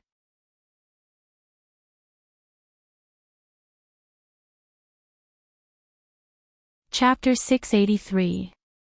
By now, everyone could tell that the 10,000 demons were going easy on them, while Yungu's side was under a lot more pressure. It was the combined attack of 15 cultivators in the last phase of the tribulation. The 7 cultivators in the last phase of the tribulation of the Moon clan couldn't even protect themselves, let alone the other 11. The 11 women were immediately violently ravaged. Facing the joint attack of 15 cultivators at the end of the crossing tribulation stage, each of them perished. Hua Yungu almost vomited blood. She regretted not killing Luo Qingtian and the other 5 earlier. Now Yan Wuchen had taken advantage of her. As the previous leader of the Moon clan, Hua Yungu was definitely not stupid. She could see through Yan Wuchen's evil intentions, but so what? The cultivation world was full of deceit and danger could happen in an instant. She was useless if she couldn't guard against it. Hua Yungu looked over angrily. Yan Wuchen, who was wearing a black robe and had silver hair, was watching the fight with a smile. The 13 cultivators in the last phase of the tribulation also ignored the disciples of the 10,000 demons. Instead, they watched mockingly as the women were tortured by a group of people. The 11 women in the middle phase of the tribulation were no match for the 15 cultivators from the Luo sect. They were all killed in the blink of an eye. Hua Yungu fought back with all her might. She yelled furiously, "Yan Wuchen! You're despicable! TSK TSK TSK TSK!" Yan Wuchen shook his head and laughed. "Hua Yungu, I meant well. You should appreciate it. Old Luo called you AB*TCH and even I can't stand it anymore. I'm giving you a chance to kill old Luo yourself. Sigh. I'm the despicable one now. Tell me, what's the point of this?" The last sentence was directed at the dozen cultivators in the last phase of the tribulation. Hearing this, more than a dozen people immediately looked up to the sky and laughed wildly, showing the arrogant demeanor of the demonic Tao. Hua Yungu was so angry that she wanted to vomit blood. But she knew this wasn't the time to be impulsive. While fighting off the attacks of the 2 cultivators from the Luo sect, she shouted, "Yan Wuchen, do you really want to watch? If you ruin Yu Qincho's plan, your 10,000 demons won't have a good ending either." Yan Wuchen surveyed his surroundings. He was confident that the final outcome would not be out of his control, and that it would not affect Yu Qincho's plans. He snorted coldly and said, "Hua Yungu, I know what to do. I don't need you to teach me. If you think that you're no match for old man Luo, you might as well tell me and I'll lend you a hand." He repeated Hua Yungu's words back to Hua Yungu, word for word. Without a doubt, he was telling Hua Yungu, "You were the one who was heartless first, so don't blame me for being unjust later." This sentence made Hua Yungu speechless. She did not expect retribution to come so quickly. The mention of Yu Qiancho and their conversation shocked the people from the Luo sect. They vaguely guessed the reason why the 10,000 demons had joined forces with the Moon sect. It seemed that Yu Qiancho was here for revenge. Luo Qingtian, who was surrounded and protected by the 6 elders, had a look of determination in his eyes. He immediately sent a message to the 15 masters who were attacking fiercely. Masters, it's enough to trap the people from the Moon sect, but don't kill them. The turning point of the Daluo sect today lies with the people from the Moon sect. As the leader of the Daluo sect, he spoke. The fierce attacks of the 15 cultivators in the last phase of the tribulation passing stage from the Daluo sect eased up. Luo Qingtian looked at the 15 consecrators fighting fiercely and sighed with emotion in his heart. The reason why a big sect could become a big sect was because of the existence of these mainstays. Every time there was a big change, the sect could be supported and not fall. Had it not been for the support of these 15 elders, the Grand Immortal sect would have already collapsed, let alone his own life. Hua Yonggu's group of 7 naturally felt that their opponents' attacks had weakened. It seemed that they did not want to kill them. This made the 7 secretly feel strange. They even suspected that there was a bigger conspiracy behind this. Could it be that they wanted to capture them alive? Yan Wuchen's eyes narrowed. He also saw that something was wrong. The 13 masters in the last phase of the tribulation passing stage from the 10,000 demons were also surprised. They all saw something strange. But they could not figure out what the Daluo sect was up to. Luo Qingtian, who looked a little disheveled, now had the heroic spirit of a leader. He shouted loudly, "Hua Yonggu, you and I belong to the righteous path. We should not fight to the death. If we continue to fight, it will only benefit the demons. It will be the righteous path that will suffer losses. I believe that the Moon sect was bewitched by others. Now that we are both in a critical situation, why don't we join hands and fight against the demons together? As long as we can defeat the 10,000 demons together today, Luo Qingtian, as the leader of the Daluo sect, swear that I will not pursue the matter of the Moon sect attacking the Daluo sect. I will pretend that this never happened. Hua Yonggu, what do you think?" As soon as he said this, the 3 masters were shocked, the faces of the 10,000 demons changed. The Daluo sect already had one more master in the last phase of the tribulation passing stage than the 10,000 demons. Plus, they were fighting on the territory of the Daluo sect. The reason why they attacked the Daluo sect this time was that the Moon sect was willing to send 7 masters in the last phase of the tribulation passing stage. That was why they had the confidence to win. If the 7 masters from the Moon sect turned against them, and the 15 from the Daluo sect joined hands, the 10,000 demons would definitely lose. Yan Wuchen looked at Luo Qingtian with a complicated expression. He secretly admired him. Luo Qingtian was indeed the leader of the Daluo clan. He was able to let go at the most critical moment. So many elders of the Moon clan had been killed, but he was still able to calm down and deal with the situation calmly. He was able to let go of the blood feud so easily. The 15 masters from the Daluo sect immediately understood Luo Qingtian's intention. They knew that the dead could not come back to life. Protecting the Daluo sect was their top priority. The leader's decision was right. Luo Guang looked at his disciple with relief and said loudly, "Hua Yonggu, we will follow the leader's order. What do you think? I hope you can make a decision quickly." His words contained a hint of support for Luo Qingtian, but there was also a hint of a threat to Hua Yonggu. Hua Yonggu hesitated. She believed Luo Qingtian's words, but how was she going to explain it to Yu Qianqiu?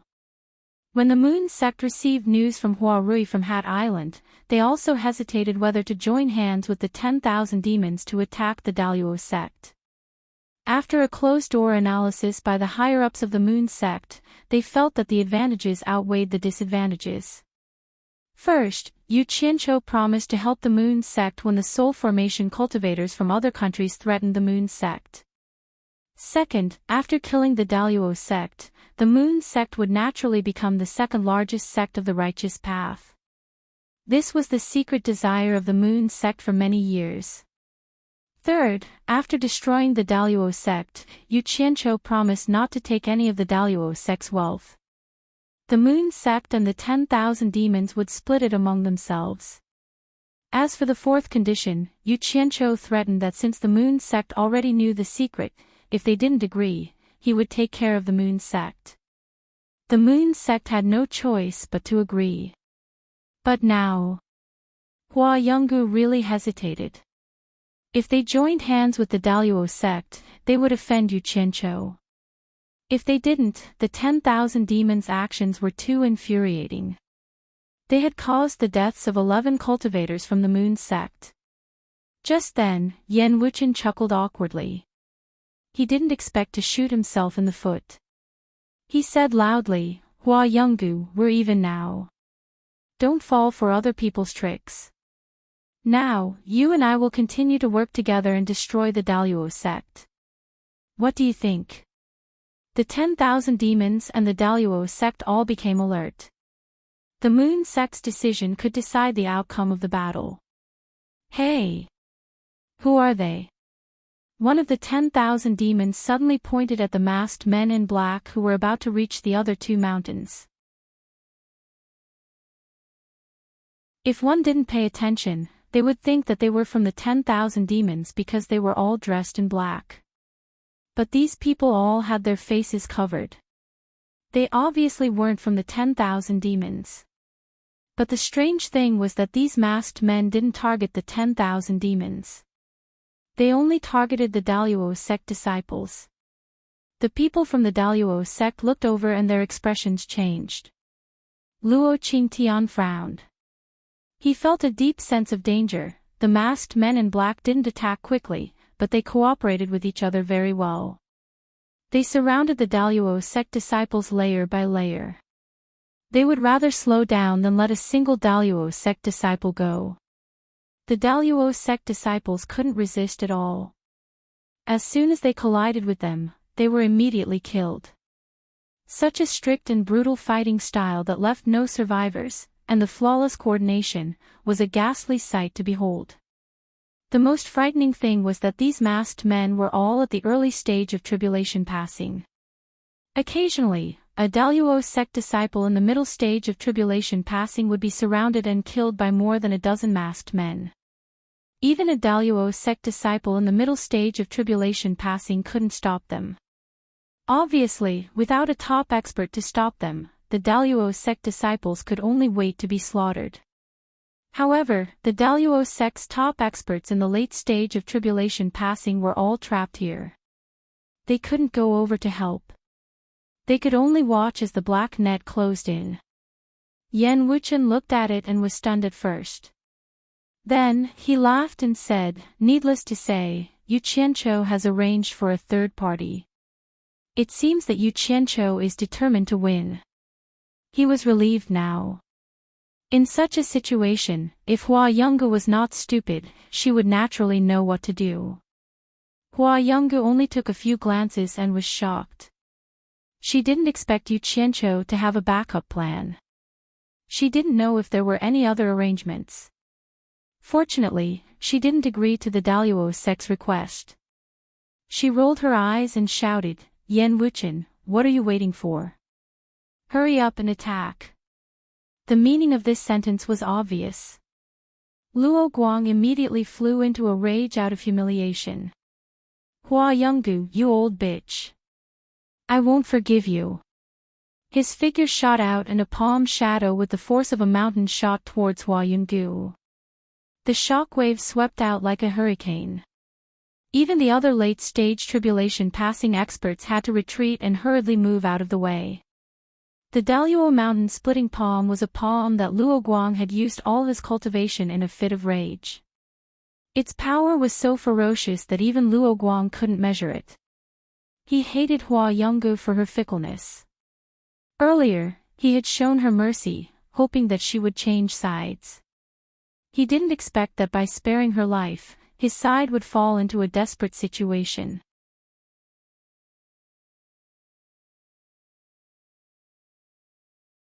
Chapter 684. If he had known this would happen, he wouldn't have had high hopes for this bitch. He would have killed her as soon as possible. This angry palm seemed to have the intention of taking Hua Yonggu's life back. Hua Yonggu was shocked. She didn't expect Luo Guang's palm to be so powerful. She knew she couldn't block it and wanted to teleport away, but it was too late. Bang! A heavy palm landed on Hua Yonggu's disappearing figure. Teleportation was no longer possible. Hua Yonggu's entire body was sent flying. She coughed up a mouthful of blood while in midair. She had misjudged and was seriously injured. If she had fought back forcefully, even if she couldn't block it, she wouldn't be so badly injured. After all, the difference in cultivation between them wasn't too great. They were both experts of the same level. She had chosen to escape, but she hadn't. It was equivalent to being hit by the palm. Yen Bugue was shocked at first, but then a strange smile appeared on his face. The Daluo sect was already attacking the 7 from the Moon Clan, but he didn't give the order for the 10,000 demons to attack. The 10 or so experts from the 10,000 demons looked at each other and didn't do anything. They understood that the palace master still wanted to kill them with a borrowed knife. Clan master! The remaining people from the Moon Clan cried out. But they were all in danger and couldn't spare a hand to save Hua Yonggu. In his anger, Luo Guang swore to kill Hua Yonggu. He dashed forward and chased after Hua Yonggu. Facing the body that had lost the ability to move in the air, he struck out with his palm again. The heaven-shaking palm struck out with a momentum that could destroy everything. It really had the power to split a mountain. Hua Yonggu was seriously injured and had lost the ability to defend herself. If this palm hit her again, she would definitely be chopped into pieces. But at this moment, a figure suddenly dashed up from the foot of the mountain. That person seemed to be shocked when he jumped out. He looked at the person in his arms in disbelief. Why did a beautiful woman come to him? That was too much. Damn! Daluo mountain splitting palm. That person let out a strange cry. He suddenly noticed the huge palm-shaped astral image that was coming at him. Since he could call out its name, it was obvious that this was not his first time coming into contact with the Daluo mountain splitting palm. At the same time as he let out a strange cry, he had already waved his sleeves. A dense mass of black light flashed out, directly shooting towards the incoming palm silhouette. Hiss, hiss, hiss. The dense mass of black light emitted a sound similar to that of a sharp blade cutting through paper. The palm silhouette collapsed with a loud rumble, causing waves of qi to surge out in all directions. The Daluo mountain splitting palm was instantly broken. Luo Guang, who was chasing after him, was shocked. He quickly stopped in his tracks and looked at the young man in front of him in shock. He could not imagine that his palm attack would be broken so easily. This person was none other than Yu Qianqiu, who came up from the foot of the mountain. Coincidentally, he caught Hua Yonggu, who had been sent flying, the moment he arrived. It was also Hua Yonggu's good fortune that he had saved her. Old thing, how dare you sneak attack me?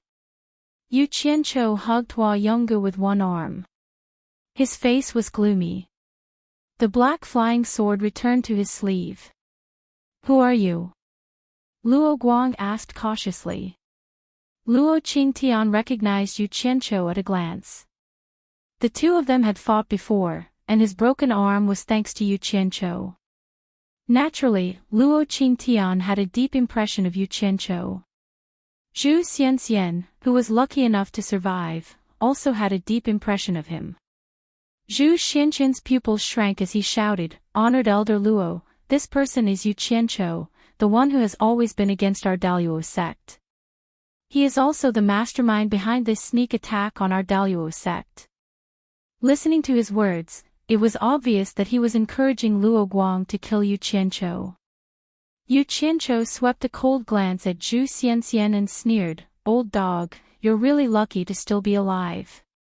I hope you'll continue to be lucky today and leave this place alive. You're Yu Qianqiu." Luo Guang pointed in all directions and shouted angrily, "You're the mastermind behind the attack on my Daluo sect." Yu Qianqiu shook his head indifferently and said, "I'm not the mastermind behind the attack on your Daluo sect, but the mastermind behind the extermination of your Daluo sect." Extermination. His words were cold. In fact, he had been preparing for this day for a long time and had been looking forward to it for a long time. Before coming here, he had stored up enough blue fire and black fire elements in his body to put an end to this matter once and for all. This was a knot in his heart that he could not forget, and he had to end it. Luo Guang looked around and saw the Daluo sect disciples falling one by one. The masked men in black seemed to be afraid that the fallen Daluo sect disciples would not die a complete death, so they did not forget to kill them. This was a blatant bloodbath. Ha! Luo Guang suddenly looked up to the sky and laughed until tears streamed down his face. In his heart, he had a vague feeling that the Daluo sect would not have a tomorrow. He knew that there was no such thing as an everlasting sect in this world, but he never thought that this day would befall the Daluo sect so suddenly, without any warning. After laughing bitterly, he waved his sword and said, "All right, I heard that the number one expert below the soul formation stage has appeared in Huaxia's cultivation world. Today, I'd like to experience it for myself." The flying sword in his hand turned into a silver rainbow and shot toward Yu Qianqiu with a shocking aura. He waved his palms and chased after the flying sword, breaking through the wind and shooting out. One man and one sword attacked in a frenzy that complemented each other. "You're overestimating yourself." Yu Qianqiu snorted coldly. Yan Wuqian and the other experts of the 10,000 demons stared at the scene unblinkingly. Luo Qingtian and the others also held their breaths and watched with rapt attention. They all wanted to see what kind of ability this rumored number one expert below the soul formation stage had to be able to cause such a huge commotion among the many powerful experts in the various countries. Before the sword arrived, the strong wind was already surging toward them. Yu Qianqiu was unfazed in the face of all this, and he was still holding the unconscious Hua Yonggu in one arm. Suddenly, he narrowed his eyes slightly. While facing the aggressive wind, he quickly swung his other arm, and two of his fingers brazenly flicked at the silver arc that was charging at him. Ding! A crisp sound rang out, and the flying sword temporarily stopped in the air. The powerful airflow that the flying sword had condensed instantly collapsed and exploded in a chaotic manner. The flying sword disappeared, and all that could be seen was silver dust dancing in the air, swirling chaotically along with the chaotic airflow. Yan Wuqian and the others' eyes widened, and their mouths gaped so wide that an egg could fit inside. Their faces were filled with disbelief. In that instant just now, the flying sword had actually been shattered into dust by Yu Qianqiu's two fingers. Oh my God! Just how powerful was his cultivation? No wonder he was the number one expert below the soul formation stage, whose name shook the world. Just how powerful would a true soul formation stage cultivator be? Everyone began to ask themselves this question. Thinking about the terrifying scene of a soul formation expert descending upon the cultivation world of Huaxia, everyone felt a chill run down their spines. Hi!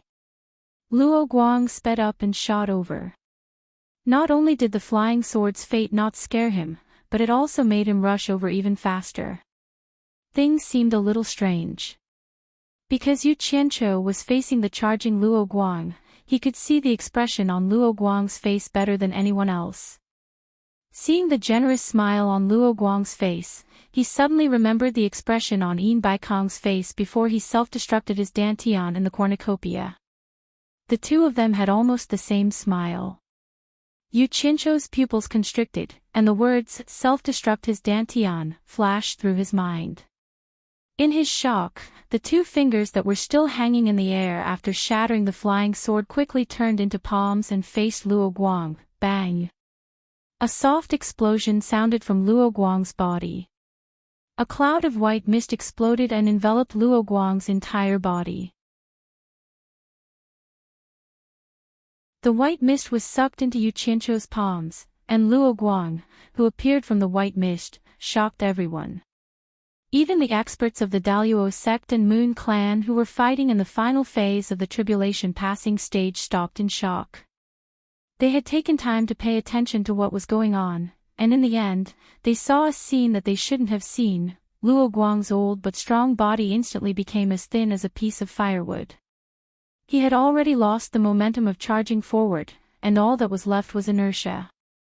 Yu Qianzhou casually waved his hand, and a gust of wind that was not very powerful blew him into the air. It was a very strange scene. The body that was floating in the air seemed to be very light, as if it had fallen apart in the air, and a pile of things fell from it. When the body completely fell to the ground, it seemed like there was nothing inside the clothes.